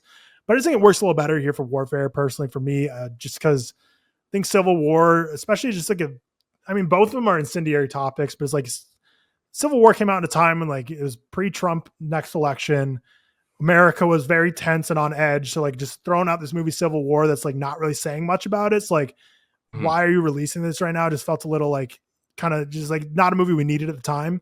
Whereas this is almost like Oppenheimer for me, where they were like a small group of people that were saying we should have seen more perspectives from, the Japanese people that this, killed. And what I would argue and what a lot of people would argue is like, Christopher Nolan's not the guy that I want to be the voice of the Japanese people being killed. Same thing with Alex Garland. Alex Garland should not be the voice of the Iraqi civilians like being killed. Like, I just don't think it's his story to tell. Some could argue that these Civil War and Warfare isn't either, because he's an English dude. So it's like he's full bore into like making American political movies at this point, which is a little bit of an interesting turn for him in his career after being more heavy sci-fi with Ex Machina and Annihilation and working with Danny Boyle. But I think the sound design is undeniably one of the craziest experiences ever. I saw it in a standard theater, not Dolby, not IMAX, and still it's like blows your ears out multiple times. There's shows of force with Air Force flying over that just completely rock your body every single time. It happens like 3 times. A lot of just awesome moments of going from like shell shocked, no audio, to all of a sudden you're fully back hearing screams and yelling. Crazy sound design. I would be hard pressed. I didn't like Civil War, but I thought the same thing about Civil War. The sound design was immaculate. That didn't get recognized by the Academy or anything. I think Warfare has a stronger chance. I feel like the Academy just didn't really want to touch Civil War with the 10-foot pole, whereas Warfare, like war movies tend to get, nominations from the Academy. So I think sound design here is immaculate. The sound is so tied in narratively too, where it's not just the gunshots and the show of force with the plane, but it's like you said, the comms coming in and out, the ringing of the ears, and then straight into you hear someone in your ear screaming about when they're going to be on your location. Like, it really adds to the experience and kind of moves the plot along the whole way. Yeah. And that's kind of where I'll leave it for non-spoilers. So I'm going to throw the spoiler tag up, but if you haven't seen Warfare, I'm just going to preface this by saying, like, I really don't think anything we're going to discuss in the spoiler section is really going to like spoil a movie for anyone, just because like this movie is exactly what you expect it to be. It's a mission that goes wrong and they're trying to get evacuated out of that situation. It's an event. It's a mission that happened in real life. Things go wrong. And like, there's no like big reveal or payoff. Like, and a lot of people like, some people critique this movie just because it is very much just like a nothing movie. Like, if you're looking for a typical military movie of like, kills and payoff and like, I don't know. It's just not, I don't know. The way I'm just trying to put this as much as possible is like, this isn't really a movie that I think anything would be lost from hearing a spoiler discussion of it, because it's really not really a spoiler filled movie, but I'll put it on because now we're just going to talk a little deeper about the movie, which it's a tough one to talk about. And I'm excited to hear podcasts about it. I'm excited to hear people talking about it, because I think, and I put this in my review, I think the state of discourse and film criticism around military and political films in general is really dire at the moment. I think it's because a lot of people with Letterboxd, it's like, they're not actually like critics. I'm not a critic either. I'm not claiming to be whatsoever. But it's like, I just don't think there's great discourse around it, because I think a lot of people, no matter what side of the political spectrum that they're on or views on anything on, can just be so like, this is my view, so anything against it is like trash and throw it out and not even going to even entertain it. Whereas I think there's very few people, I don't really think I've really read many, maybe a couple I've read more critic reviews that like actually have the ability to talk meaningful discourse about like military and political films, because it is such a tough topic that so many people don't really do proper justice with. And they just kind of say like, this is trash, this is awful propaganda, or this is amazing, oorah, love it. So yeah, it's a tough one to talk about, and I don't think I'm an expert in any way, but we'll try our best to discuss it here. But yeah, I guess the big thing to start with talking about is like the big discussion that's going to come out of this film, which has already been pre-discourse about this film for months now, is like, this is a military propaganda film. So I guess we'll start with that. Like, what are your thoughts on that? And I think before we get into that, I think A24 didn't do themselves any favors with the casting of this, or like the promo materials before this movie came out, where just like all the pretty boys and like smiling and picture, like it very much set up to look like it was going to be a straight up, just like the hottest actors in Hollywood in a military propaganda film. But I didn't really get that. I'll start with you though. What do you kind of think there? No, it's funny you say that, because my girlfriend's little sister and her friends, who are all like 20, 21 years old, they all went to go see this movie expecting just that, all the hot guys just running around in, uniform. And they were horrified. They were very distraught leaving the theater. But in terms of just the military aspect and whether or not it's like propaganda, no, like depiction is not endorsement. I think that gets lost on a lot of people today, which there's a lot more young people going to see these movies than I can remember when I was that age, which is a great thing. But I don't think a lot of these kids are, I'm not saying kids are stupid, but they're just not equipped to kind of, take in this information and what they're seeing without forming very strong opinions on it. I don't think it's endorsement. I think it kind of reminded me of that quote from The Brutalist last year, where it's like, is there a better description of a sphere than that of its, construction? He's just showing it to you. He's just showing you warfare. I take away from that, I'm horrified by it. Like, it's disgusting. I don't like it. Someone else could look at this movie and be like, hell yes. Like, immediately be like, this looks awesome. I'm going to go enlist tomorrow. I don't think that's going to be a lot of the population, but it definitely could happen. I don't think this takes a lot of sides, but I think it's very clear Garland is probably anti-war. Hanging on those shots. He spends a lot of time looking at, you spend a lot of time with Joe Quinn just screaming his head off. A lot of time with Cosmo Jarvis, his legs just mangled in spaghetti. Like, they spend time on that area. They don't just move past and be like, get these guys off the floor. They're going to get medvac. They're going to be okay. They don't really give you that until the very end. And they still don't really give you that at the very end. So politically and, where it stands, I would say for me, it was anti-war. I could see where someone else would take away something different. It's very nuanced, I think, in that way. I'll just say that. I think he does a good job. It's a very nuanced discussion that I could entertain all sides of, but I think the people that are blanket one side or the other are the people that I just have really no time or interest in like reading their discussion on. That's why I said like it's just very few people have the ability to talk on it. Because I personally, to me, like, this is a anti-war film. There's one character in the movie.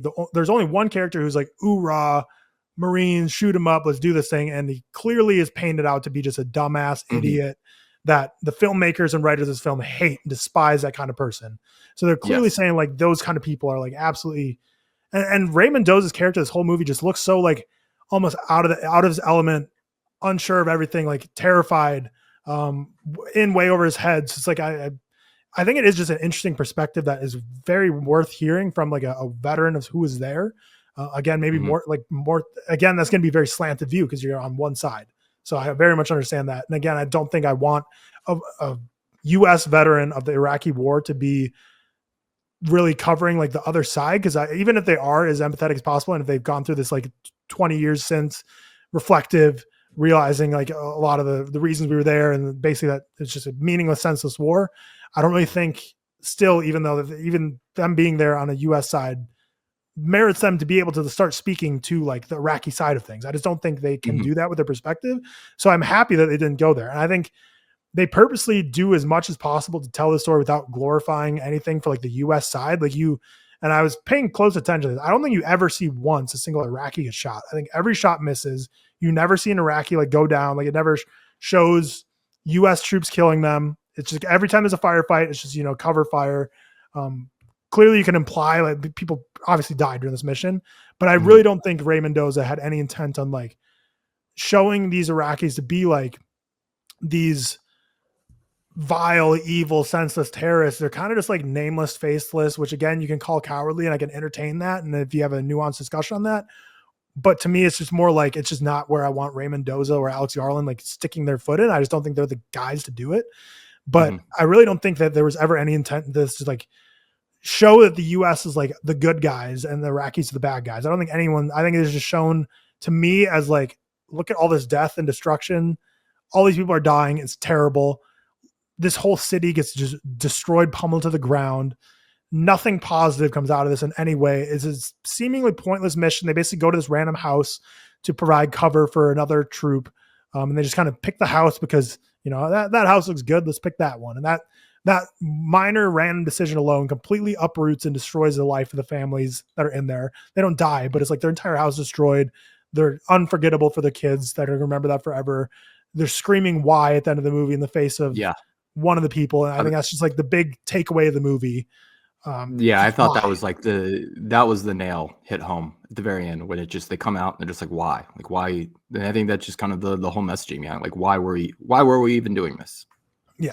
Cause it was really, we have the benefit of time to go by. And, obviously, I was under 10 years old at the time this was all going down. So I would have no capability of having any sort of an opinion or understanding of why we're there, what's going on. But we've obviously learned a lot more since then. And as both of us have grown up, we've been able to learn more about it.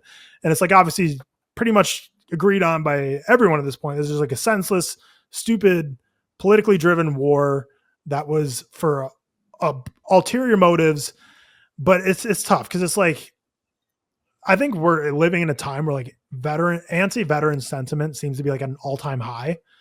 And I'm just not there. Like, I think, I know a lot of people on film Twitter are. I'm not there. I think I'm still in the camp firmly of like, you blame the people that are at the top. You're not blaming the people that are just soldiers. Because so many times these are people that are 16 years old, 17 years old when they enlist.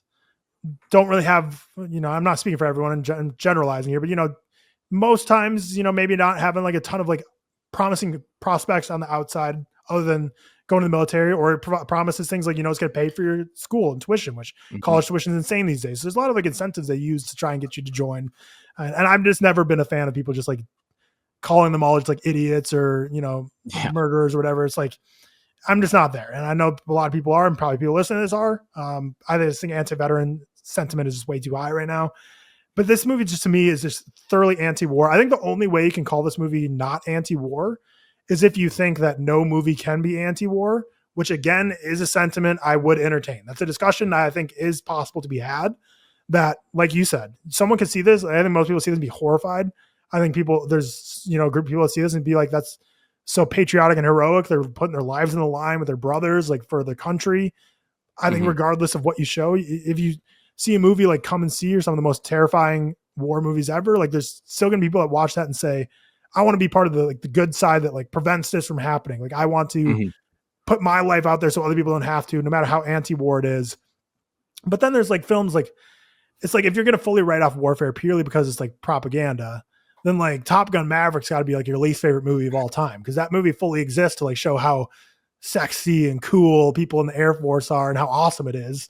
So it's like, it's tough with the propaganda aspect. I don't think this is at all. I think American Sniper would be like way more up that alley. Yeah. Where it shows, people are going to see that and be like, man, look, I could break this record of the most kills. And like, once he finally dies to end, this like, wow, look at this funeral procession that's miles long in Arlington, Texas or whatever, that could be me one day. Like, I think that's like totally glorifying it.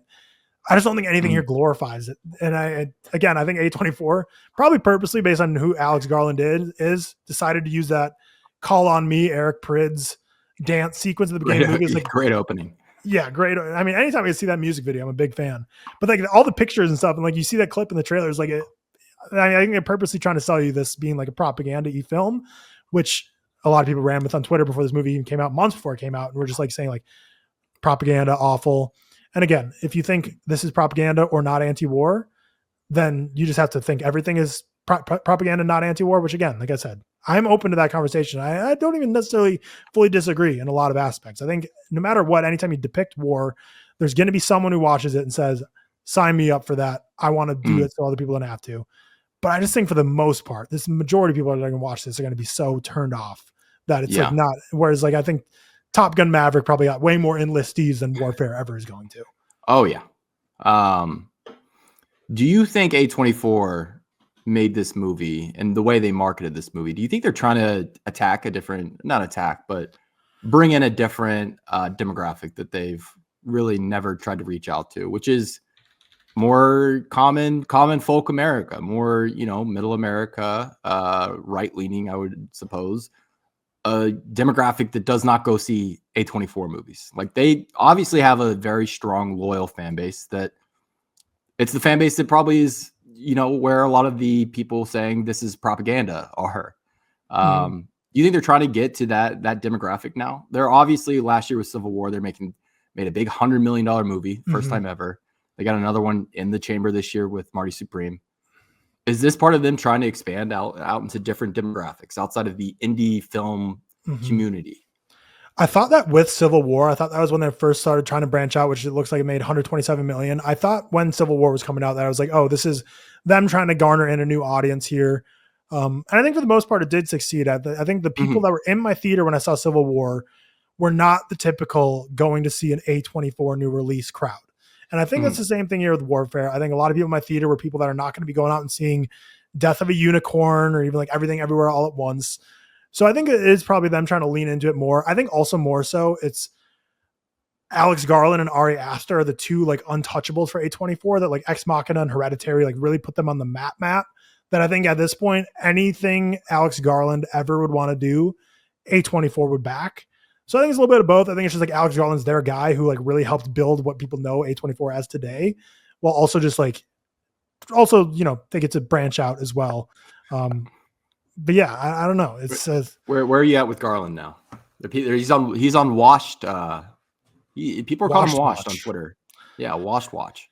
Yeah, I mean, I love all the films he wrote for Danny Boyle. So I love Sunshine. I love 28 Days Later. Big fan of Ex Machina. Didn't like Annihilation as much as most people, but I'm positive on the film for sure. Civil War didn't like. Men I didn't like, but I think about Men a lot, and I like low-key want to rewatch it. More so than Civil War. Both those I did not like. Warfare I like, though. So I think Alex Garland I would not say is washed. I think, again, politically you can think of whatever you want about this film. I do think the filmmaking here is a bit undeniable, especially from the sound design aspect. So I don't really know you could watch it and think it's washed. Whereas Civil War, even though I didn't like it, I'll try and be like objective as possible. I don't think the filmmaking, I think there's just stuff in Warfare that's like levels above even what's in Civil War, to where I just think it's a little bit undeniable for people to fully write off as like a nothing movie. But it's weird because it like Civil War, people on the right and people on the left like weren't going to be happy either way because they never went far enough in either direction. And then for this one, it's like on the military spectrum, it's like people who love like shoot 'em up pro-America hoorah movies are going to be like, this is boring. Nothing happened. It's just guys in a situation getting pulled out. There's no like war aspect, and there's no like, we don't get to learn about any of these soldiers and how heroic and valiant they are. We just like see them in a room and we don't get much beyond that. And then the further side, people who are like fully anti-war, like, oh, this isn't, Ray Mendoza's not coming out at the beginning of the movie and saying everything you're about to see is awful and this is bad and you should not like any of this movie. Like he's not explicitly saying that this is terrible. So it's like not anti-war enough. So it's like people on either spectrum are going to be disappointed by this. But I don't know. I just don't really know how you can come away from this thing and this is like a pro-war movie unless you think everything is pro-war. But it's like, I just don't see how this is any more or less like propaganda than like, we're going to talk Topic of Maverick, but I mean like anything you can think of, like Apocalypse Now, like anything you can think of that is generally like held to high standard. Saving Private Ryan for sure. Like it's like these movies are like generally the liked war movies, but I don't know. I think Alex Garland after Civil War has people on edge. So I think that's already a losing battle for him. I think like marketing, like I said, is a losing battle. They're setting him up for failure for already just getting these takes. But I just haven't seen a lot of discourse that like I'm like interested in reading in that like is actually like nuanced enough for me to like take beyond face value. I do think anyone who just blankly calls this propaganda is like, I don't know. Yeah, I kind of question the intelligence of it. Yeah. And then how did you feel about that epilogue? Or I don't even know what you would call it. The end credits. I think epilogue. Obviously the real Elliot. They show behind the scenes footage of him meeting the cast, and then I believe maybe was it Ray Mendoza walking them through on kind of the mission, and then the photographs I thought was actually very interesting of including people who chose to share their face and show who was playing them, the people who didn't and denied access to that and wanted their face blurred. I think that in itself is a weird commentary at the end of maybe these people are ashamed or they don't want to be associated with it. Not that they're not proud of their service, but they don't want the whole world to see it. I don't know. I didn't love the epilogue. I think that the epilogue provides so much more fire to the people that are like the anti this movie stance. Cause that like, that's like a easy jab for them to point at and be like, look at this. This is, I thought the photos were more interesting than the training montage, which were, that's and where like I was like, the guy I think the guy who was Cosmo Jarvis played was like flipping off the camera, which is like, it's like fun and silly, but it's like, that's just like when I watched it, all I could think about, I'm like, this is so much ammo to the people who hate this movie to just like point to this scene and be like, because of that, everything you just saw is written off. So I didn't love it because of that, because I do think it I don't know. The whole movie is so like objective and just showing like this events as they happen and not really taking a side, but then I'm not saying the end credits take a side, but it's just a little odd. But I mean, Ray Mendoza is a veteran of it, so it's like makes sense to do it. But yeah, the photographs, I don't really know what to take from that too. Like you said, I'd say the majority of them had their face blurred. It was probably 60, 70%. Only a couple you see their face.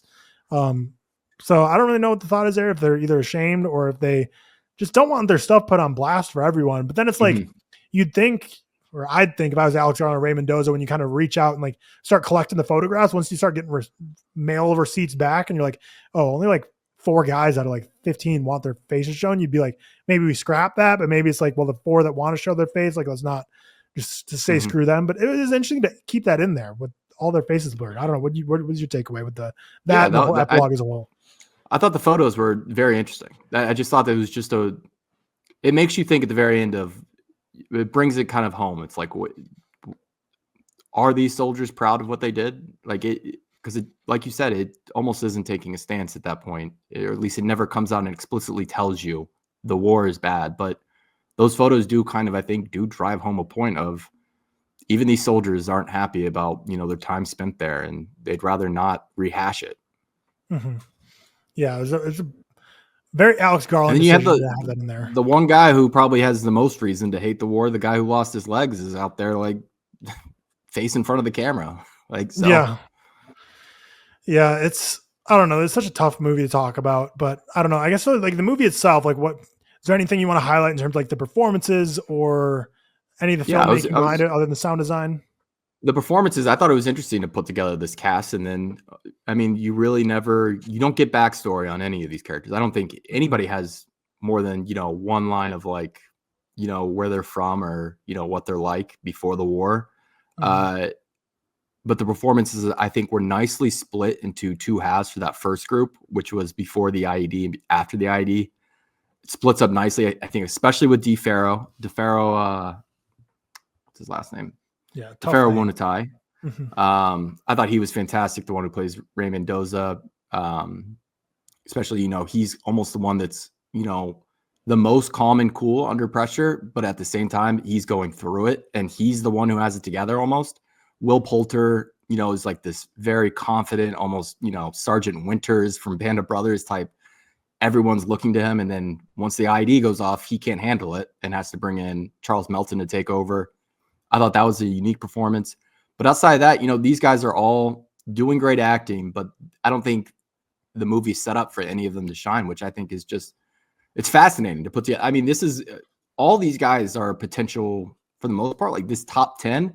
I could see a lot of these guys winning an Oscar at some point, being nominated for an Oscar. These are very talented young actors, extremely talented. This is like the outsiders of the 2020s for these young actors. It's kind of crazy they put them all together and then just kind of they don't really give you one person to shine. Cosmo Jarvis also, I think, needs to be in a lot more stuff. This appearance got me a lot more excited to see him in The Odyssey, however limited role he's going to have. Yeah, have you seen Shogun? I haven't, but I think he's in that, right? Yeah, he's pretty much the lead along with Anna Sawai, and he's very good in that. Yeah, so the thing is, like, I thought all the performances were fine. I don't think any of them were bad or great, but I don't think the movie really allows any of them to be bad or great. It's like, because it's so, like you said, you don't really get a backstory. You don't really get them any exposition to them.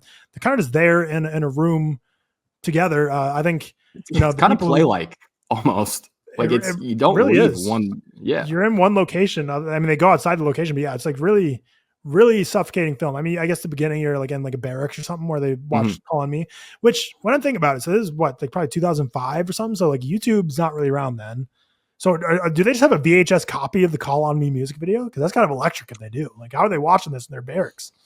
Yeah, I would guess so. Everything's based on memory, so I trust Ray Mendoza that they're watching Call on Me, Eric Prydz. But yeah. Will Poulter, that was good. He plays like this shell-shocked very well. I think so often the trope in war films is like a shell shock is like the grenade goes off, you get the sound effect of like little like ringing in your ear, and then it's kind of over. But this really shows like how long it really can impact someone and just really mess them up and severely concuss them. And then you get Charles Melton in this movie way less than I expected from like all like the cast photos and like the promos. Like he's really in this the final like 20 minutes. He's part of like the B company who comes in to save them. But he's someone who I already thought should have been Oscar nominated for May, December. And he's one of like the it guys of this movie that is not in this nearly as much as I thought. And Kit Connor, again, I just don't think he wasn't bad, but I just don't think there was really he didn't really have any moments. Noah Centineo as well is also part of that B company. Barely get him in this movie. Cosmo Jarvis, I think, is the most to shine, but again, the second half of the movie, he's like dead pretty much on the ground. Yeah, he's like dead for half this movie. Yeah, it's like when the first half happened, I'm like, oh, he's going to be like the standout of this movie, which I still think he was for me. But then it's like, oh, the second half happens, he's like basically dead the whole time. And who else? Michael Gandolfini, again, he's there. I mean, Noah Centineo shows up for. Noah Centineo has one scene. He walks in and he kicks Joe Quinn's leg and then goes upstairs. That was it. Joseph Quinn is like he's really good at just like screaming and writhing in pain on the ground. The moment that was like funny is the wrong word, but add some like levity to this or like brightness to the situation. It's like when he's like basically like bleeding out with his leg, and then like some other guy next to him is like calling back to base or whatever. He's like, yeah, we got two we're like seriously worried about. He's like, fuck, am I one of the seriously worried? And he like starts freaking out. He's like, am I that badly hurt? And then like, no, dude, not you. And then like later it comes back to him, which it is him. Obviously, he's one of the two. Yeah, comes back to him where like he's like, I need morphine, man. I'm like dying here. And they're like, dude, you're not even the one we're actually worried about. It's like funny like comments to say because like it's like you need to like, somehow keep that situation light when like a dude's like basically like dying in front of you in the most pain he's ever been in your life, and the troops around him are like, dude, chill. Like you have one leg blown off. We're worried with the guy with two, so you need to chill out over here. We're getting things taken care of. Yeah. But I'm not saying that I have experienced a war injury in the past, but as someone who did snap my leg Kevin Ware style. Shit, really? Yeah, back in high school.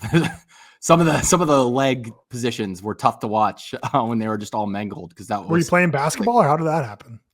Football. Yeah, pretty gross. Yikes. Damn, that's brutal. Yeah, so you get a lot of that in this movie. I think you get 3 total legs that are basically snapped. One person, which this movie has a lot of recognizable faces. I don't really know who the guy who dies is because there's one guy who's like blown apart in the street. I don't know if it's one of the guys we would know from name value, but that's really the only death you see. You really don't see any Iraqi deaths. You really don't see any other. There might have been another guy or two that died in like the first IED blast, which was like a massive jump scare in the theater, which I guess I should have saw coming because like they're getting medevaced like halfway through the movie.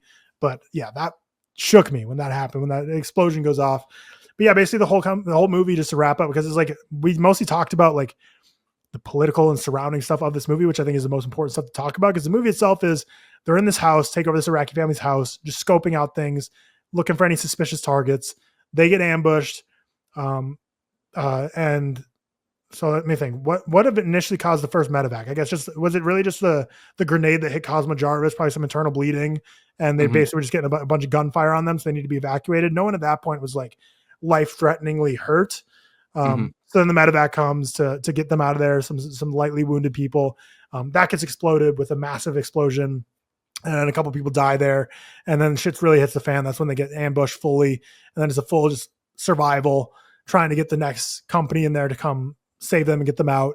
And that's really the whole back half of the movie. Is at this point, Joseph Quinn has one leg that's destroyed. Cosmo Jarvis has two. A lot of other people, like Will Poulter, shell shocked. They're all trying to deal with these things while there's a lot of chaos going on of trying to get this other company to come in, but it's also too dangerous for them to come in. So there's like a delay involved. Trying to call in these shows of force to try and like not drop anything on them, but it's like show that we got these planes to stop messing with us.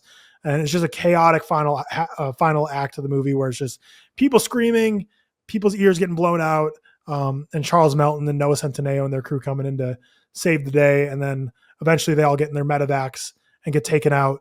And that's kind of the end of the movie. Yeah. One thing I was kind of curious on is, so Ray Mendoza's character, DeFaro, when he gets in the medevac initially, he like messages on his comms. He's like, "Oh, I accidentally got stuck in the medevac or whatever." Because basically his job is to go out there and provide cover fire while they load everyone in, and then seemingly, I guess, go back in the house and be part of the rest of the help. So I was wondering if that was almost like, was that Ray Mendoza trying to like subtly say like he's like, he tried to get like a free out to get out of there as fast as possible, and he's like ashamed of that or pretend? Because that was one part that I thought was interesting, where it's like Ray Mendoza provides cover fire, goes into one of the medevacs, and like he's like on the message, he's like, "Shit, guys, like sorry, I got stuck in here." And I was like, I didn't really remember him really seemingly trying to like break out of there fast enough to like get out of there. So I was like, I was kind of interested. I'd be interested to hear Ray Mendoza talk about that more. Of like that's him saying like he, not cowardly, but like did he try and get like an easier out and then not have to go back to the firefight and get out earlier?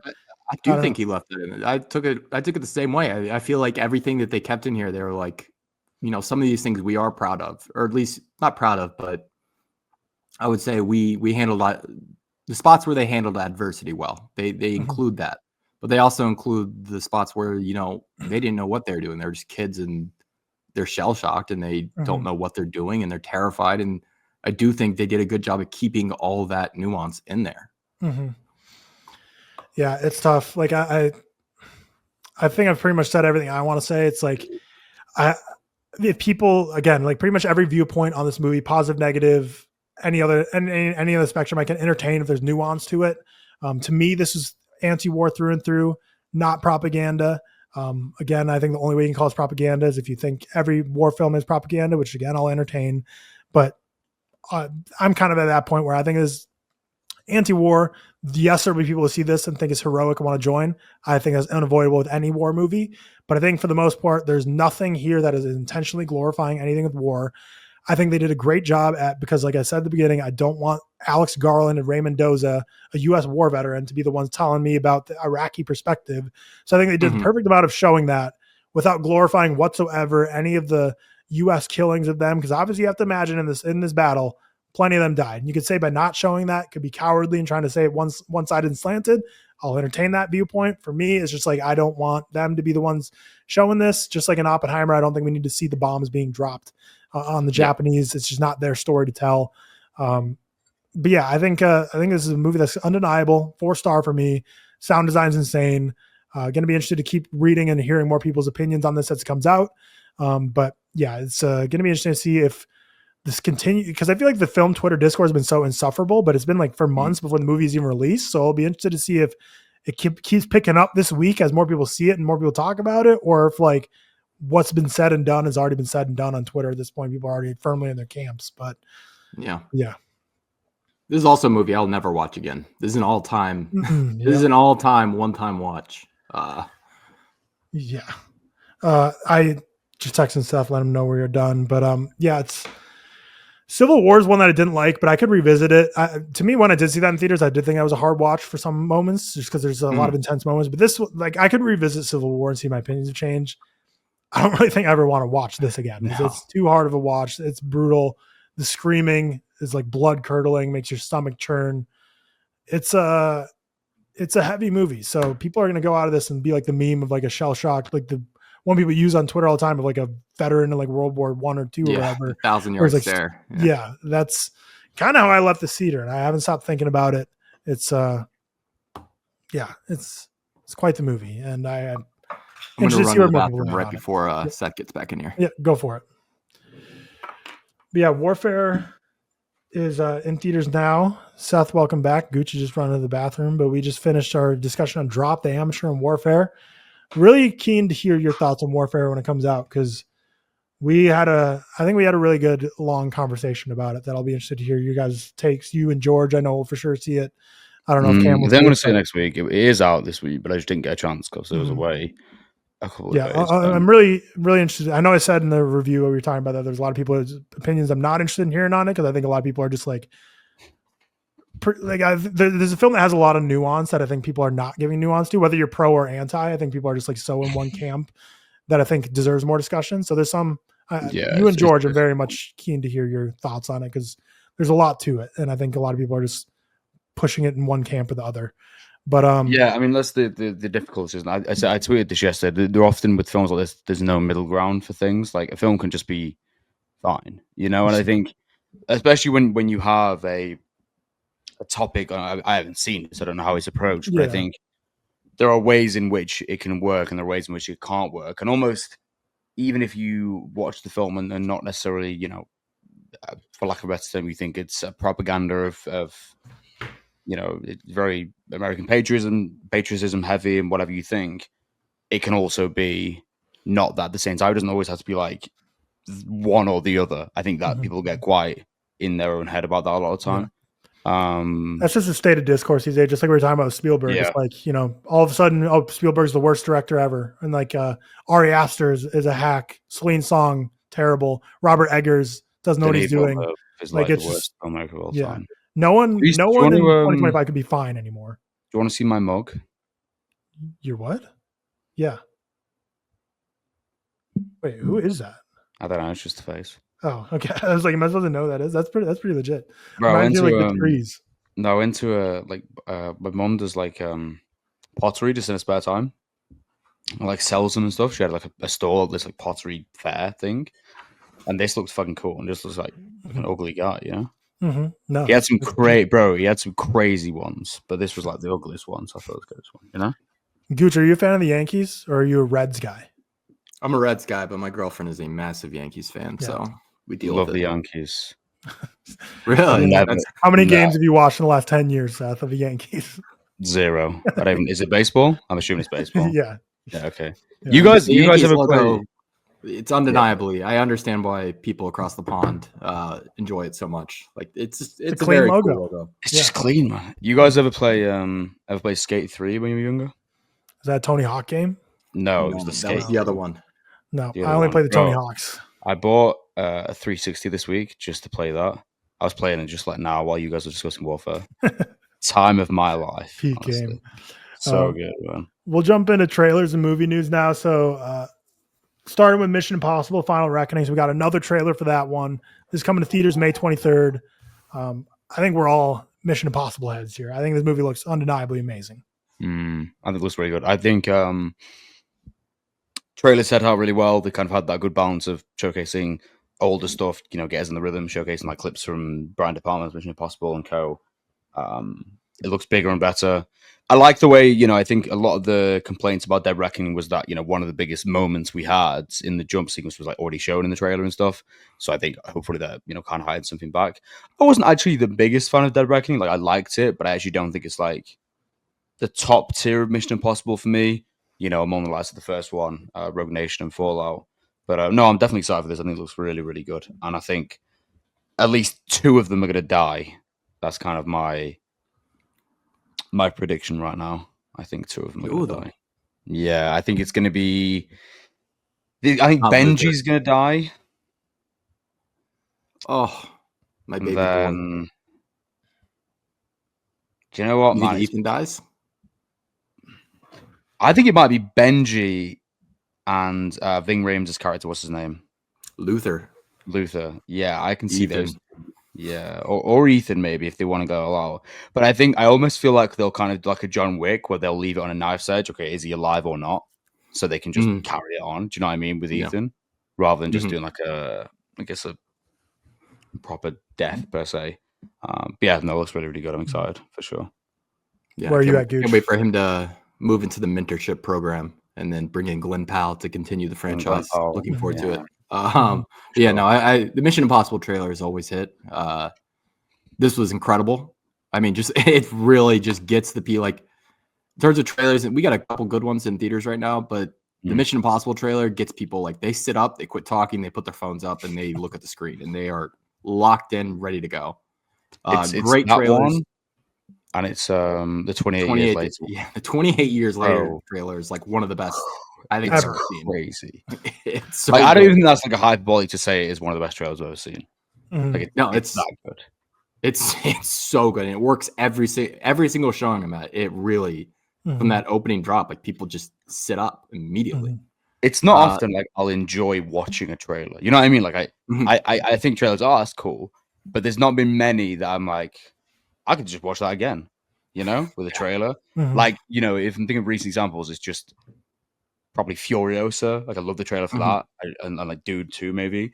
But the 28 years later one and like Mission Impossible, like you say, it's one where you sit up in your seat just to see a trailer, which is kind of like a weird thing, you know. Do you guys think the new Mission Impossible trailer? Do you think it gave too much away? The first one I thought was a little better, just in terms of like the 28 days later trailer. I like when there's not a lot of dialogue in the trailers. Yeah, you know, you get a lot more imagery. That just don't give me the plot too much. Just give me the vibe. I think they've been worse in the past than the Mission Impossible ones have. I think like Dead Reckoning trailer, the first one was worse, if I remember correctly. In terms of how much they gave away. I don't think it was too bad. I think obviously they lent on quite a lot of like, I guess, nostalgia pieces in there, which is kind of cool. I don't think it was like egregiously bad, but then you never know until you like watch it, do you? You know, in terms of how much it's actually shown, because we could just watch it and be like surprised by, I don't know, Tom Cruise fighting a bear or some shit, whatever. Do you know what I mean? Like, we could just be surprised, and hopefully we will be. But I don't think it was like egregiously bad anyway, like they have been before.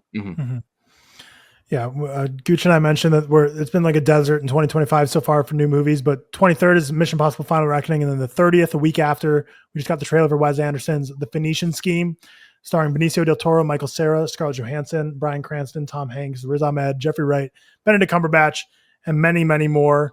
I learned yesterday from Douglas that this is the first one in a while that's not shot by the same guy. So this is what's his name? Yeah. I just was talking about him yesterday, but I already forgot his name. What's his name? Cinematographer. Robert Yeoman is who did like all of his other ones. Yeah. This one they're not collaborating on. But Phoenician Scheme trailer came out. Polarizing on Twitter, as everything is. But you know, people who are in the Wes Anderson camp are all in. People who are not are saying this looks the same as every other Wes Anderson movie. Yeah, of course. Like that discourse annoys me. It's like, director sticks to his style that works, as every director does. Like, what the fuck are we talking about? I don't understand. I think it looks really, really good. Great cast, which is custom to any Wes Anderson film. I love the setup. I think like I actually did some work with it. I'm doing like some work with Universal. Oh, it's not Universal, is it? Is it Universal? Features, maybe? I don't know. Yeah, probably. And kind of got to look at a few more bits, and it's looking to be like really funny as well. Like really, really leaned in. Obviously, he kind of has like a melancholic, you know, grief-stricken, dark humor approach. But I think this one's going to be like one of his funniest yet. And I love Benicio del Toro as well, and Michael Cera. Like, it's such a perfect fit, you know, for a Wes Anderson film. Then you got like Riz Ahmed as well, who's just great. Yeah, looks great. I'm really excited for sure. Gooch, where are you on the Phoenician Scheme and Wes Anderson in general? Yeah, I'm pumped for it. I'm with you. I don't understand the people who are like, Wes Anderson needs to reinvent his style. Like, why are we asking Wes Anderson to do that? Like, let him make his type of movie. No one's like screaming at other people to do this. Like, no one's yelling at Christopher Nolan to stop playing with time and having big exposition scenes. Like, we love that. We love that shit. I love when Wes Anderson puts stuff in the middle of his frame. Looks great. I'm with you, Benicio del Toro. Great. Michael Cera finally getting in on one of these casts. Love that. Shocking such that a perfect fit. It's such shocking. A perfect fit. Yeah, it's shocking that he's not been in one of these movies. And Roman Coppola coming back to write the story again, which I think has been a very fruitful collaboration. The only one I really didn't love was Isle of Dogs that they did together. I really like Isle of Dogs. I haven't seen that one. Isle of Dogs and Joya. I'm an Asteroid City defender as well, so I think Wes Anderson is still cooking. Like, he's still making good movies. I mean, he is like just for me Mr. Consistent across the board. The only one I've been like on was French Dispatch, same as Tyler, but that's kind of it. Like I regularly, and even that there was a lot to still enjoy that. I didn't like dislike it by any means. Even the Roald Dahl shorts were really great too that he did 2 years ago. Yeah, the Henry Sugar one, like I loved, and that's actually up there with like his best ever. On that note as well, was I want Dev Patel in a Wes Anderson feature also. That'd be really, really cool because he was in. Was that Henry Sugar he was in, or was that another one? I believe that was the one who's in. Yeah, it was Henry Sugar. Yeah. But I love that. It was great. I think it looks great. I think it looks the most Grand Budapest Hotel of the ones we've recently seen from him. So, I love that one. But I'm a big Wes Anderson fan in general. And then we also got new trailer for Havoc. Not really much more we haven't seen already, but that's coming out April 25th on Netflix. A movie that's been in the works for like a decade, and it's finally coming out from the Raid director Gareth Evans, starring Tom Hardy. Looks great. Looks like finally we're getting a Netflix original that's going to have some sauce and be fun. The Raid films are really good. Well, I still need to see them, man. They're like it's like the highest tier of hands action shot. Gareth Evans knows what he's doing. So that's cool. Netflix, you never know, but I think good hands for sure. Yeah, that's really the only thing giving me pause here is the Netflix logo slapped onto it. If this was, theatrical release, I'd probably be amped for it. But I'm going to catch it. Don't worry. I'm going to see it probably the first weekends on the streamer, but that's the only thing giving me hesitation. Yeah. Been burned so many times. Then we got just news. The Minecraft movie officially beat Barbie to become Warner Bros. Third biggest domestic debut of all time. And we got obviously all the third biggest. So I don't know behind. I don't know what the other two would be, but maybe Warner Bros. Harry Potter, maybe one of those. I don't know. But we all got all the Minecraft theater reaction of the chicken jockey, which started out funny and then it just got so awful so fast. Like it. Oh, someone brought a chicken into the cinema. That's insane. And they found out like who that kid was. It was like a BYU college student. So I was expecting this to be like a 14-year-old. These are like that theater, the most viral one. That's all like college students at BYU of all places. That storyline is so funny because it's like they're all like Mormon college students, and this was like probably the craziest thing they've ever done in their lives. Yeah. And they all got caught, and now they all deleted their Instagrams and like social media. It's like they're like terrified. Their heads are spinning right now. But Minecraft being. David Zaslav lives to see another day. Let's just say that. Like this is like this bought him some time. What was the start again, Tyler? The Minecraft start, the Warner Bros. Biggest domestic debut for Warner Brothers. Oh, domestic debut ever? Yeah, it's the third biggest behind. It just beat Barbie. So we're trying to figure out what the top two are. Well, I know that Deathly Hallows Part 2 was really high. I think that might be up there. I'm throwing out Dark Knight Rises. I know that made or the Dark Knight actually. Wait, so I got the answer. I think the Dark Knight might be because the Dark Knight made $1 billion. No, the Dark Knight is in 6th. Dark Knight Rises right above it at 5th, and then Barbie 4, Minecraft 3. Deathly Hallows Number 1 is Deathly Hallows Part 2. Okay. There you go. Number 2, Batman vs Superman: Dawn of Justice. Wow. No way. Really? Yeah, 166 million domestic opening weekend beat 162 is Minecraft. That's kind of Batman vs Superman: Dawn of Justice. I guess that might bode well for James Gunn because it seems like it's just undeniable if a Batman Superman gets in theaters, people are going to see. But that's crazy. I was not expecting that. Yeah, I would have guessed like 50 films before that, if not more. Yeah, that's wild. That's wild. But yeah, and then Jared Hess, the director, is like a loser. Like in that interview, he's like, I don't understand why everyone's mad at all these people having fun in the theater. Like it's just some popcorn being thrown and shit. It's like, like, what was that viral like mega church thing where that preacher was like, lock the doors, don't let anyone leave? I think that's what they should do for the Minecraft movie. It's like once you do that, it's like that's fine, have your fun. But it's like lock the doors. Here's a broom, everyone. Clean this up spotless, and then you're allowed to leave this theater. Right now. Yeah. But I don't have an issue with the yelling as much as like just don't throw stuff. Yeah. Definitely don't bring in loud. It's a Minecraft film. You almost expect there to be some sort of laughing or chanting or something. It's like whatever. If you're going to see a Minecraft film, probably expect that. But then when we're doing like the throwing shit and making people's work life misery, I did a video on this and people were commenting like, "Well, yeah, that's their job." It doesn't fucking make any sense. All right, let's just make it harder for them to ruin their day. Like, do you go to a restaurant, just throw your food on the floor, and then be like, "Well, it's your job to clean it up"? Like, what? Yeah, just like throwing plates to the waiters. Just like, well, that's what you do. It's fucking so stupid, such a stupid nuts. But yeah, I mean, it was always kind of going to happen. This was the film, wasn't it? Where I mean, so much has come out of it. We spoke last week, Tyler. I'm seeing like still compilations of quotes like on TikTok. They're getting like 1 million likes. That's what with social media is like the first one that I got a kick out. I'm like, oh, that's funny. People are just like screaming and hyped over chicken jockey, but then you have to keep up in the ante. It's like next, okay, you got to throw popcorn. Then you got to throw popcorn and soda. Then you got to bring in a live chicken, and then you got to be having people doing backflip. It's like everyone just one upped and it just got way too out of hand. The consequences of Mr. Beast. I don't know why, but it is. True. Robert Pattinson's being eyed to star in Dune 3 for the role of Cytail. I've not read Dune Messiah, so I don't know that role, but anytime Robert Pattinson's in any movie, I'm excited. But Dune 3, hell yeah. Sick. It's like a main villain, I think. I think he's like the primary. I've never read it, but I thought it was a villain, but it's more of an antagonist because I guess Paul does kind of transition into. I mean Paul obviously saw that turn at the I think it's kind of a complicated situation where he's an antagonist to Paul, but Paul's also an antagonist. But from what I've also read, it's just a little freak character. The more little freaks that we can let Robert Pattinson play, the better. Yeah, he's very good at that. He's very good at that. It does have me concerned though. Are we ever going to see Batman 2? Are we? I know, like I mean, I'm sure we'll go on to this, but like, apparently Matt Reeves is like going through some health problems or something, which is kind of the primary factor of the script. But they are meant to start filming late this year. And considering they haven't got a script in place yet, it's not looking great right now for a release date of October 27, I think it is. Considering it's already been delayed twice, I believe. Yeah, it's tough, man. Like, it's tough. People are pining for Batman 2 renews right now, and nothing's really coming out.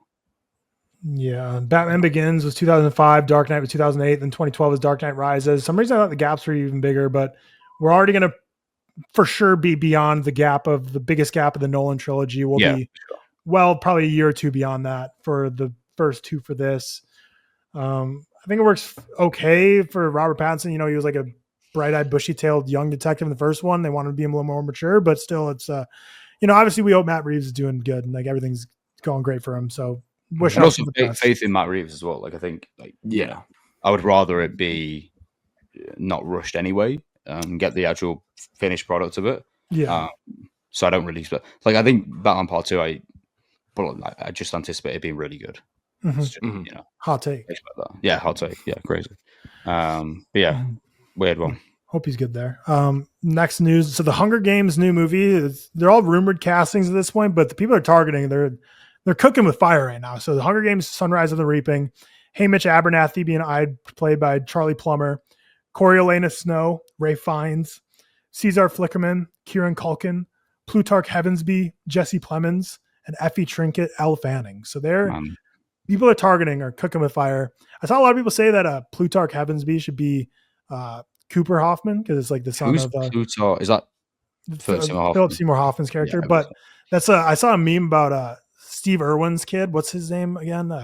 Robert Irwin. Robert Irwin. Yes. I think it was like a TikTok video. It was like Robert Irwin does anything, and then like everyone's reaction is, "Look at this guy whose dad is dead. Who's just like his dad is dead. Whose dad is I saw that. That's what I feel like. It's like people are like, why isn't Cooper Hoffman playing Pluto? It's like maybe he doesn't want to just play the characters his deceased father played. Like it's like I get it. It's his son. It would make sense, but like maybe he just doesn't want to play the son of his or play his dad's. Like I don't know. I feel like that's a choice he should make because I'm sure people in the casting room at Hunger Games are smart enough to know he has a son and probably explored that option before going somewhere else. And Jesse Plemons, didn't he play Philip Seymour Hoffman's son in The Master, like as that character? So like, he kind of has that, it works. And Jesse Plemons, anytime he's on my screen, hell yeah. New Black Mirror, he's in that episode. Let's see what else we got here. The new Megan movie is going to have like a companion movie mate technology that allows you to have a chat bot on Instagram to. I saw that. Yeah. Jump into the future. I won't spoil what our Thursday episode is that we filmed right before this, but we drafted movie going experiences and Megan, I hated that experience, and having people have their phone out during it just going to make it even worse. I'm not going. I can't. That's I need to have two like, movies to pull the through. theater's got to shut that down. Like, come on. I get that it's a special screening, but that's not how like the general public will take it. They'll be like, "Oh, movie theaters, you can have your phone out in them now." Oh, let me People just start check doing like Twitter and shit. Well, no, that's not how it works. Yeah. You can't just allow people to just go on the phone. It's like such a ridiculous idea. Do that for a home release. Like, do that for like, an at-home viewing. Have that as an option if you want to do that. But don't do it in the fucking theater. God, that's insane. Yeah. Or if you really want to do this special thing, just have like a picture-in-picture in the bottom right-hand corner for some screenings that has like the chat of whatever it would be. It's like, don't encourage people to have their phones out. We're already fighting that battle enough here. But yeah, Insufferable movie is going to be even more insufferable. Ronaldo is going to be making movies now. He partnered with Matthew Vaughn. They launched a joint venture film studio, and they've already produced 2 action films together. So I don't know if Ronaldo is going to step in the acting ring anytime soon, but he's in the movie producing ring, which I guess if you're multi-hundred millionaire, why not throw your money at some movies? And he's working, with what people are saying is the best and brightest in the industry, the Twisted Mind. Matthew Vaughn. One of my favorite filmmaker memes, the Twisted Mind. I do appreciate that a lot. So, very odd. My goat Messi would never choose Matthew Vaughn. My goat Messi would choose like Robert Eggers or something. Like he would have taste. Ronaldo, Matthew Vaughn, classic pairing. Classic. Yeah, if I was going to predict Ronaldo the director, Matthew Vaughn. He's a Matthew Vaughn guy. Then we got the Cannes Film Festival lineup, so I'll just read these off. Eddington from Ari Aster, Romaria from Carla Simon, Alpha from Julia Ducournau, Urchin, Harris Dickinson, The Wave, V. Privé, A Simple Accident, The Mastermind, Kelly Reichardt's new film, Sentiment of Value, the new Joachim Trier, Splitsville, Eleanor the Great, Scarlett Johansson. So I'm guessing that these parentheticals mean she's directing. So cool. Phoenician Scheme, Mission Impossible, Final Reckoning, Once Upon a Time in Gaza, The History of Sound. And then I think there's one that's not. So Spike Lee's Highest to Lowest is there, but not in competition. It's like Furiosa last year, which I don't know what the purpose of that is, but not in competition. There was a few that maybe I think people were expecting the new Park Chan-wook film, but I think I saw a lot of people disappointed in general with the lineup. That was kind of confirmed that, and also people who are saying, Malik's new film is going to be there. They haven't even finished editing it yet. We're way off that. He was asking recently for some of his ex-actors he'd worked with to have a go at editing because he was struggling with the process. Like we're way off that point right now. I think it's a cool line. I mean, shout out the best film of the year, Julia Ducournau, Alpha. Incredibly excited. I think it's a cool lineup. I think it's good. Yeah, it's all people complaining are just people who are too lucky to get to go to all these film festivals, and because they're like, oh, this lineup doesn't have these 4 other films that I really want to see. Meanwhile, you get the new Astor, the new Linklater, the new Ducournau, the new Wes Anderson, Christopher McQuarrie's Mission Impossible, Joachim Trier, Kelly Reichardt. Like you're getting fed a lot. So one day we will all be at Cannes. Spike Lee as well. Yeah, which is so weird, by the way. Ice Spice and A$AP Rocky. Very, very that first still kind of got me a lot more intrigued. I'm not gonna lie. Like just the one image of him just wearing a Yankees hat on the subway.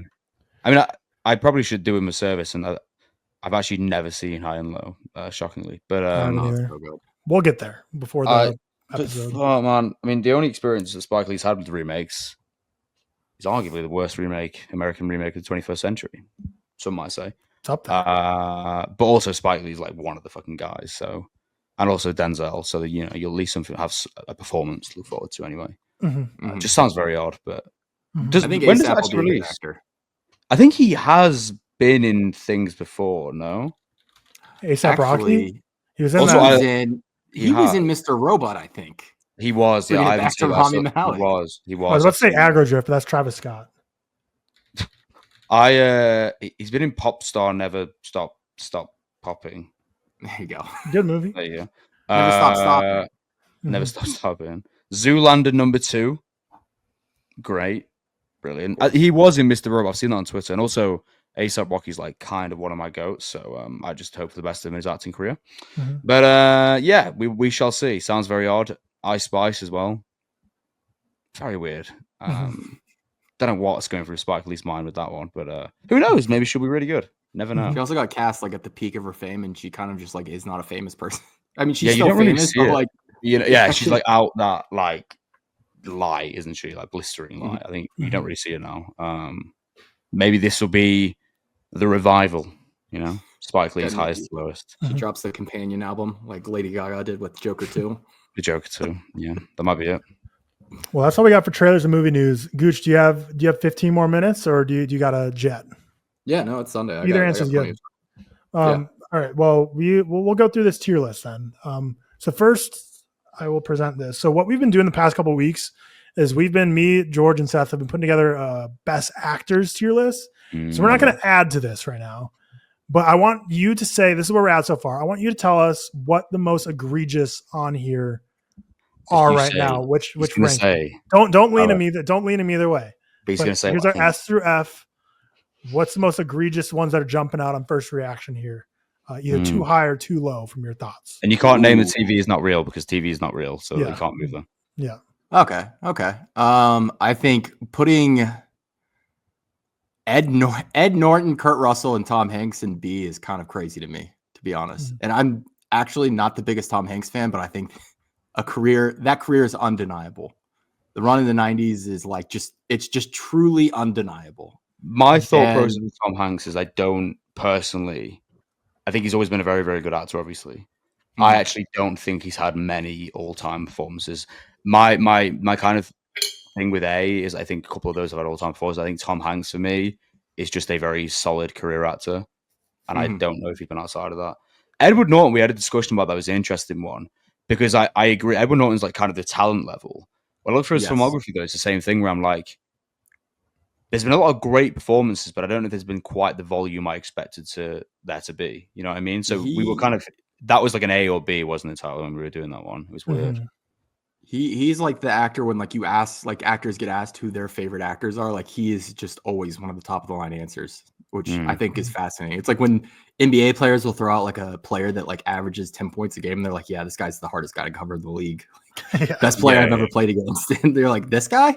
Like Joe Johnson was the best player you ever played against. Yeah. And that's Ed Norton to me. And then Kurt Russell, maybe not like the range that other people have, but I think in terms of like on-screen charisma, like, I don't know, maybe it's because I've been watching Kurt Russell lately between Tombstone, watched Big Little and Big Trouble in Little China a couple weeks ago. He just has like an on-screen presence that I think is just, it's so like top, like just all time. He just pops off the screen in a way. Yeah, that's fair. What do you think of our S tier and our F tier? Are those accurate 4 for S and accurate 2 for F? Then in Kevin Hart almost deserves like a legitimately like different tier. I think like he's that bad. Well, George was very. We were debating George quite a lot over Vin Diesel because me and Tyler think he's terrible. I think George said C at the start. And I was like, no. We're out on Vin Diesel, but how about you, Gooch? Are you more team Vin C is or at least like has the benefit of being interesting, which like the worst thing you can do. Hold on. But at least he's interesting on camera. Yeah. Like there is something to that. Like no one speaks like that. No one is shaped like that. Yeah. No one looks like that. Vin Diesel is fascinating to me. I think he's a terrible actor, but like at least when he's on camera, I'm like, what is going on here? And then the S tier, Leo. I mean, I could see an argument for Christian Bale to be moved down. There was a lot of argument. That was what I said. The other three were no debate. We put him in. I said Christian Bale was tough. I said Bale A. But I was like happy to have him at S because I think George, it's like George's fair answer or whatever. But I think Bale. So Leo, I've actually done like a 180 on. I was never as high on. Like I always really liked him. I think he's a great actor. But like recently, I don't know, man. I actually think like Once Upon a Time in Hollywood, I think was his best role. I think Kills the Flower Moon is incredible. So I would have Leo at S now. But Bale, I would probably have at A. Like I'd probably move him down one, and then I think I'd have those 3 as the S tiers right now. But it's difficult because Bale is equally just like amazing. Obviously, it's Christian Bale, Yeah, goes to crazy lengths. I'm interested by Michael Caine in the A tier too. Just as in too high or too low? Probably too high in my book. Out of I interest, love him, so I don't have an issue with it. But have you seen some? So this is kind of probably my decision. Have you seen some of his like earlier gangster work in the 70s, like his British led roles? No. For me, that's like what he's had. And like, have you seen Zulu from '68? No. Okay, well, for me, these like his lead roles in the 60s and 70s, he was like fantastic. When he was like not just a supporting actor in like major works, he has like that kind of ability. I know what you mean though, because he definitely is high, but I think there And are. it's like you just think of so much of it. What do you think of him now is like his last like 20 years of work and not like the full 60 years of his body. Mm-hmm. But yeah, there was discussion there. But yeah, that's our. No, I love that. Our Thank you for giving Nick Cage the respect he deserves. Yes. Do you like the Mark Ruffalo placement? I'm a Mark Ruffalo hater. I was choosing to bite my tongue on that one. Thank you. Thank you. He's just one of those people. I can respect him as an actor, but his presence bothers me almost. Oh, I love him. Every single time he shows up on screen. Oh, I love Mark Ruffalo, man. Did not like him in Mickey 17. Actually, I loved him though. I loved him in the Emma Stone picture, Poor Things. Poor Things. He's so good. Great. That's his best performance for me, for sure. But yeah, I agree. He's not A tier for me, but there's a lot of good discussion here. But we'll do this one together, us group. So we're action movie franchises. So we got Men in Black, Die Hard, Rambo, Jason Bourne, Bad Boys. We'll go through this as we get there. But so we'll add I don't know why some tiers like are just missing tiers, but we'll add an F in here. A, B, C, D, F. All right. So let's just go in order and let's have some debate. Men in Black we're starting with. I have seen 0 Men in Black films, so I'm going to count on you. Oh, man, you need to watch Men in Black. Men in Black's great. First, I think the recent one they did with Chris Hemsworth and I can't remember her name. Was Tessa Thompson. Yeah, that was terrible. I think 1 is like great. I think 2 is okay, and I think 3 was good as well. I would go, and I'm open to a discussion. I'd go B because I think the first one is really, really great. I think B too. Okay. The first one was like I was a kid during it, and it was a big cultural moment. Like, I mean, it has its own theme park ride at Universal that's still going to this day. Will Smith on that last actor tier, I honestly could have moved Will Smith up a tier. I think he's like a bit underrated as an actor, and in terms of like star power, like he's not just A-list, like he's S-list, like unrivaled. I think. Yes, and his combination, I think, in these with Tommy Lee Jones as well, it's such a perfect drill. It's so, and you get a very fun D'Onofrio performance in that first one, like you do, where he's just doing insane body contortions and just unhuman. Yeah, that's a very solid B tier, I think. Then we got Die Hard. I've only seen the first 2. So the last 2 are terrible, in my opinion. The recent 2, I think. For me, if I remember correctly, so I like obviously 1 and 2. I think 2 was okay. I actually think 3 was my favorite, but 1 and 3 are both like really, really good. Good take, Seth. 3 is great. 3 is really, really. What was 3 called? Was it just? Is that Live Free or Die Hard? Die Hard with a Vengeance. That's 3. Yes. Shit. Jeremy Irons is the villain. Yes, that's my favorite. The New York City setting and Sam L. Jackson. That one's very fun. I think based on 1 and 3, I'd go A. Yeah, I would go A tier as well. That's just tough about a lot of these. They have a lot of these overstay their welcome and get some stinkers. So it's like interesting. But A, I'll trust these, and I've only seen the first 2. And I mean, the first one's an all-timer. I think the other thing with that is like to take into account, like Die Hard really did change action franchises for a while. Sure. Like people are still chasing that high. I mean, we had like 2 different Die Hard movies come out this year, like spinoffs, like ripoffs. I mean, you could make a case for Drop as one, and you could make definitely The Cleaner, the Daisy Ridley movie. Oh, yeah, interesting. But now we got Rambo. I don't think I've seen a single Rambo. I've seen, I think, 2. So I don't even really like First Blood. How many are there? It's like 6, I think. I'm kind of like seen any of them. 5 of them. Yeah. Okay. Well, I've seen 2, and I think I gave 1 a 3 and 1 1.5. So we just put it in like, I guess D. Yeah. Because there's no way the ones you haven't seen are any better than the ones you have seen. Yeah. At least I only think this one's okay. Jason Bourne. I've only seen the first one. It was ages ago. I can't remember. I've only seen the first one too. So Gooch, you're going to carry here. I would start in A, honestly. Jason Bourne. Wow. I love that franchise. Ignoring see, it's complicated because if it was just the first 3, I'd be like, yes, firmly A. But the fact that there exists a movie where Jeremy Renner. I was just going to say, I didn't realize he came in the 4th. He's just the king of just leeching onto action franchises. Franchises, yeah. I didn't know he was in any. Anything after that first 3, not great. And also fucked up the Avatar franchise because I love Sam Worthington, don't get me wrong, but him having to shoot Matt Damon being committed to that 4th Jason Bourne movie is why he did not end up as the lead in the Avatar franchise, which is crazy. But I think the Bourne franchise is very influential. I'll go B since it clearly does not resonate younger, I guess. I mean, aren't they recasting it? So they're about to have a new one. But yeah, we got Trusty there for B, so I have no gripes. Bad Boys. I will say I still, for some reason, haven't seen Bad Boys. The recent one was like last year, and the third one. I think Bad Boys 2 is like Michael Bay's best work. I think it's like a modern American disgusting action masterpiece, in my opinion. I think it's genius.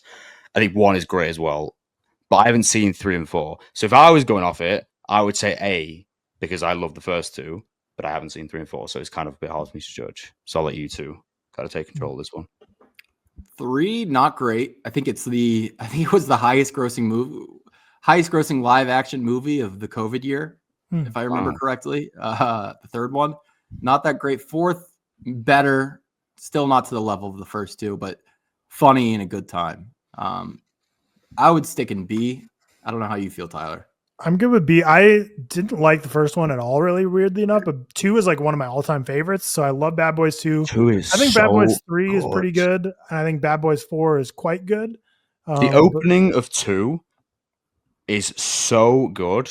Like the highest tier of action, as far as I'm concerned, this century. I think it's amazing. So I would go B or A, but I think the first one I really don't like, and it sounds like you two don't love the final couple as much. So I think B is probably a safe spot. We can go B. That's fine. B for Bad Boys. Just for simplicity's sake, let's stick with what the picture says. So this is Daniel Craig's Bond movies. We're not doing every Bond movie ever. How many Daniel Craig Bond films have there been? 5. So we got Casino Royale, Skyfall, Skyfall, Spectre, and No Time to Die. So I've only seen 3 of them, and it's been a while, so I have no input here. I've seen all. I don't think Quantum of Solace is great. But I love Skyfall. Terrible. Yeah. I love Skyfall. I love Casino Royale. I really like No Time to Die. I think B's got to be the floor. If we're just sticking with Craig's Bonds, yeah, I think B's a good spot. But not A. I don't know. I feel like Casino Royale is so good. And so, I mean, Skyfall's phenomenal. I'm there with Skyfall too. I don't know. I think there's 2 that are like phenomenal. I think it's got to be like pushed up to like A. Because otherwise, you're sticking everything in B. Whereas Bad Boys, like genuinely, I don't really like the first one. Quantum of Solace is bad, but I think the other 2 are just such all-timers. Whereas Bad Boys, I think only has 1 all-timer. I think this one has like 2, arguably 3. Quantum of Solace also, I'll give it a pass because that was during the writer strikes and they were basically forced to film through it. And because of that, they couldn't do any like script fixes on the fly. And Daniel Craig was basically just doing the script himself, which turned out the way you'd expect. Yeah. We got The Equalizer now, a franchise that I have seen all of, and I have never cared for any of them, to be honest. But I've seen 1, I thought it was okay. 2, I thought was like whatever, and I haven't seen 3, so I'd probably say like a D, to be honest. Yeah. Unfortunately, I do love Bob McCaw, but these movies are like, when you stack them up against these other franchises, it's just, you're not choosing to see the Equalizer movie over the new Bond or like the new Bourne movie. It's got to be C or D for me. I'd go D, to be honest. Yeah. Especially, I did not care for that last Equalizer movie. No. Yeah, I didn't care for it. There's still 3 Fast and Furious movies I haven't seen, but I'll be honest, I hate them. Like, I really despise Fast and Furious. I would go F. Yeah. Like, I'm not opposed either. I go and I see them all, but I'll see them all. It's one of those franchises where I really do trick myself, like in the lead up to a new one every single time. Like this one could be the dumb fun one, and then they're like, not fun though. Like they're just that's the issue. Fun. I would personally go F, but yeah, I think 2 of them are like okay. I think like maybe it's 5 and 6 or something. James Wan's one was that 7, I think. That was like okay if I remember correctly. I had enough fun with Fast batting 10. rate, like the batting average of these films is bad. It's like when they're bad, they're so bad. I know some people like the first 2. I don't like the first 2. I don't. I do love Vin Diesel, like his just Vin Diesel, the way he talks about this franchise is the funniest thing in the world. Like, the only thing I found funny about Fast X is Vin Diesel. He's so amazingly bad in Fast X. It's great. He's a delusional human being. Like, yeah, he's such. During the LA fires, he was like posting. He was like, "Fast X will save LA." Like, what are we talking about? Yeah, it's mental. crazy. What an interesting individual, but I would go F. Oh, here's we got Indiana Jones. So we got the original 3. We got King of the Crystal Skull, and then we have Dial of Destiny. So we got 5. We got to talk about here. Gooch, I'm not sure. Okay, I'm not sure in your opinions. We've spoken this before. I've kind of not hot takes, I would say, but okay. So I don't like Temple of Doom. Mm-hmm. I despised Dial of Destiny. Mm-hmm. I really like Last Crusade and Raiders, but I also really like Crystal Skull as well. Oh, okay. I think Crystal Skull is kind of like a perfect, almost parody of like the old school Hollywood B movie. I think it's like really, really good in general. Mm-hmm. I would say A. Personally, I wouldn't say S. I would say A. Yeah, I think the floor is A. I think we're deciding between A or S here. Yeah, for me, Dial of Destiny was really, really bad. And I also don't like Temple of Doom. I know I'm like not in the majority there, but I would say A because there's 2 drawbacks for me. I think if you asked anyone before the Crystal Skull came out, which one's the least favorite, I think 99% of people are all saying Temple of Doom though. Like for sure, it was very clear the weak first 3. I just mean I think now, like King of the Crystal Skull is like not exactly beloved. I like King of the Crystal Skull. Dial of Destiny is like one of the worst things ever. Temple of Doom I really don't like. Last Crusade and Raiders are both really, really good. I would go A. I don't hold any of them to the S standard. So if we're 2 on A, then we'll go A. Yeah, I think A. What is this next one? What is it's this? Lethal Weapon. Lethal Weapon. Oh, Lethal Weapon. I've never seen any of them. The first one's good. I haven't seen any of them. I think we just go D and just. We should have made it. I was gonna say we'll have a not rated tier, but this will get more comments if we just put it. Yeah, true. Mission Impossible, S. I think S. I think very clearly S. So for me, there's no like all-timer film, but I think that they're all like. I don't have any of them under. It's the only one on here that I don't dislike. I don't have any of them under a 3-star, and I think that says a lot. And I have like 4 and above. So yeah, I'd go S. That's fine.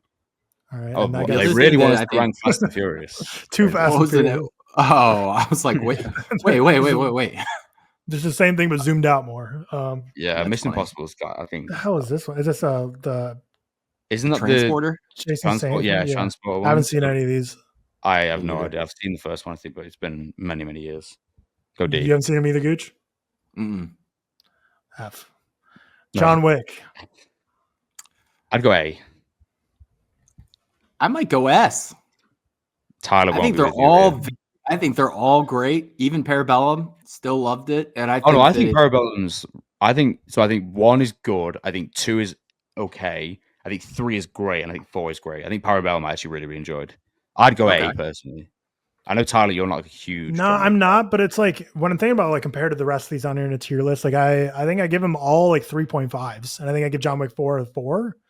So it's like we're talking. Like I mean, technically, if you average all the ratings, it might be at Mission Impossible or higher for me.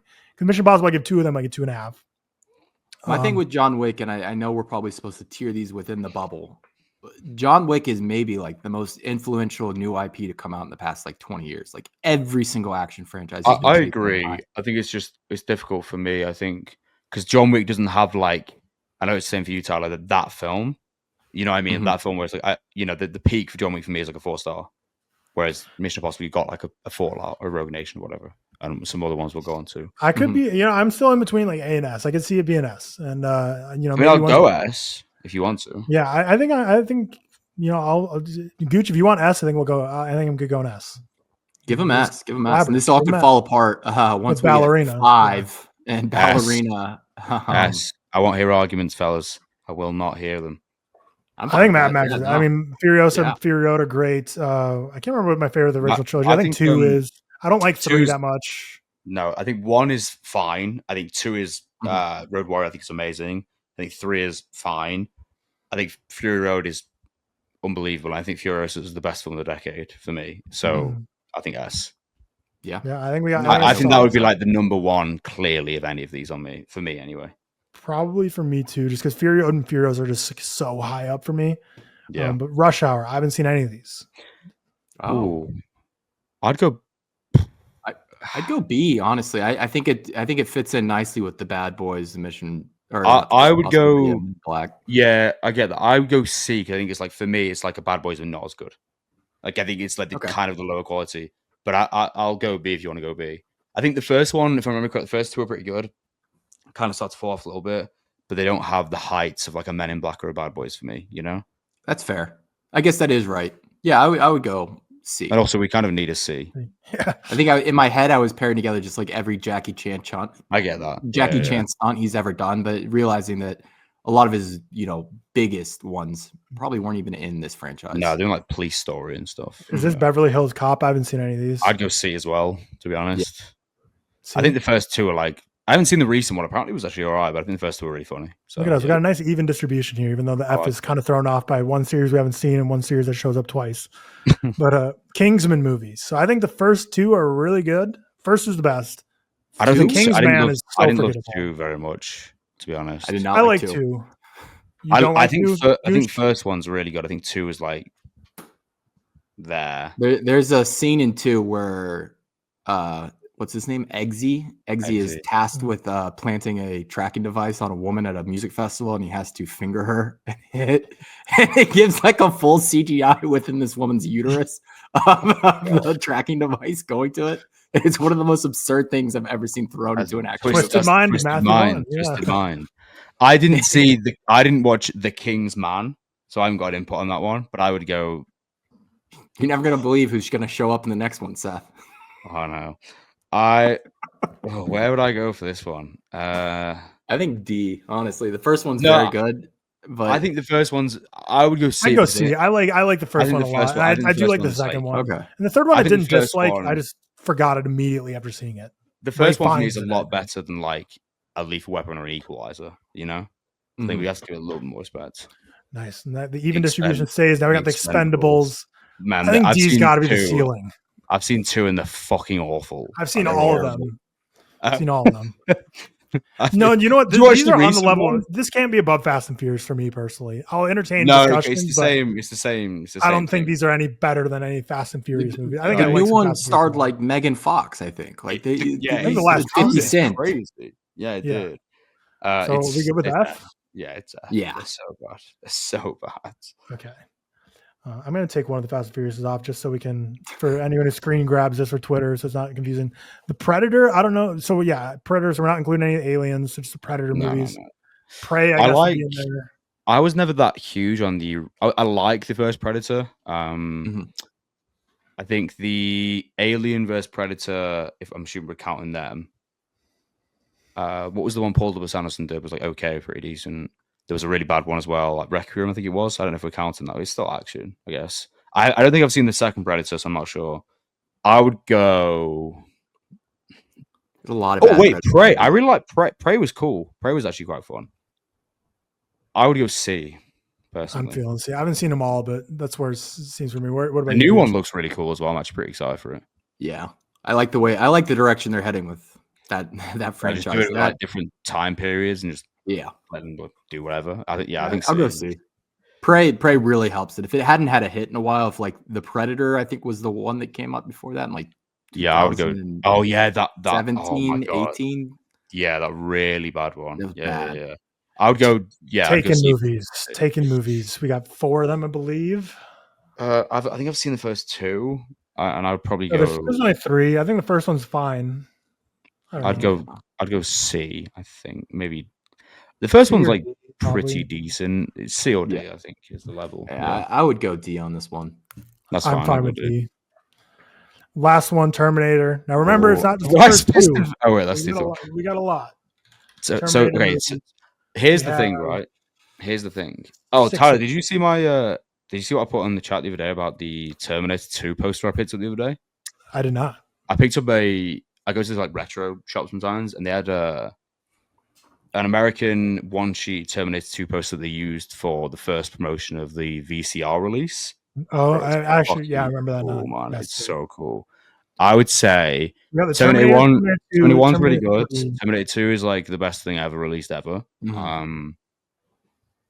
Terminator 3, which one was that? Rise of the Machines. Yeah, they go. Yeah. I think Terminator 3 was okay, if I remember correctly, like just fine. The one that was... Then we have Salvation, then Genesis, and Dark Fate. Salvation was really bad. If that's the one with... Christian Bale. Yes. But I think the fact that like Terminator 1 and 2 are here, it does just elevate. Like, Terminator 2. I think if a franchise has arguably one of the best in that genre ever, it has to be in the top 2 tiers for me. I know it's but Terminator 2 can't be S. That's too many stinkers. No, I think it's A. I think it's like level with Indiana Jones. That kind of. I'm A or B, so I'll let Gooch. You're kind of the tiebreaker here. I think it's A. I'm going with Seth's thinking here that like if it has, I mean, you have T2 in there, like that really carries it. Yeah, it's like you can't overlook that. If it's made one of the best ever, it kind of has to be that. Well, there's our tier list of action franchises. Let us know where you disagree with what should be, what's too low, what's too high. But I think we did a solid job. We kind of had a curve there that worked pretty well too. Didn't have C's for the longest time, but we ended up with 4 here. But that'll do it for the tier list, and that'll do it for the episode as a whole. So, Gooch, thank you so much for coming on. Where can people find you if they want to see more of you? Yeah, Lights Camera Barstool on YouTube, Twitter, TikTok, everywhere. And then my personals would be Bob Goochman, Twitter, and then Bobby_Gooch, Letterboxd. I have a link in my bio, which take you to everywhere you need to go. So, yeah. Awesome. Well, we appreciate having you on, filling in the New York City love for George. But shout out to our executive producers. We have Stefan Johnson, Cody Whitney, and Christian Cintron. Thank you all for supporting the podcast. Thank you to all our patrons as well. Go check out in the description down below if you want to join. Thursday, Seth and I are doing a draft of our best and worst movie theater experiences of all time. And then Friday, Seth and I are reviewing Steven Spielberg's Minority Report. And then next week will be Sinners episode. So stay tuned for that. George should be back for that one. But with that, have a great rest of your Monday and week ahead. And we will see you later. Peace.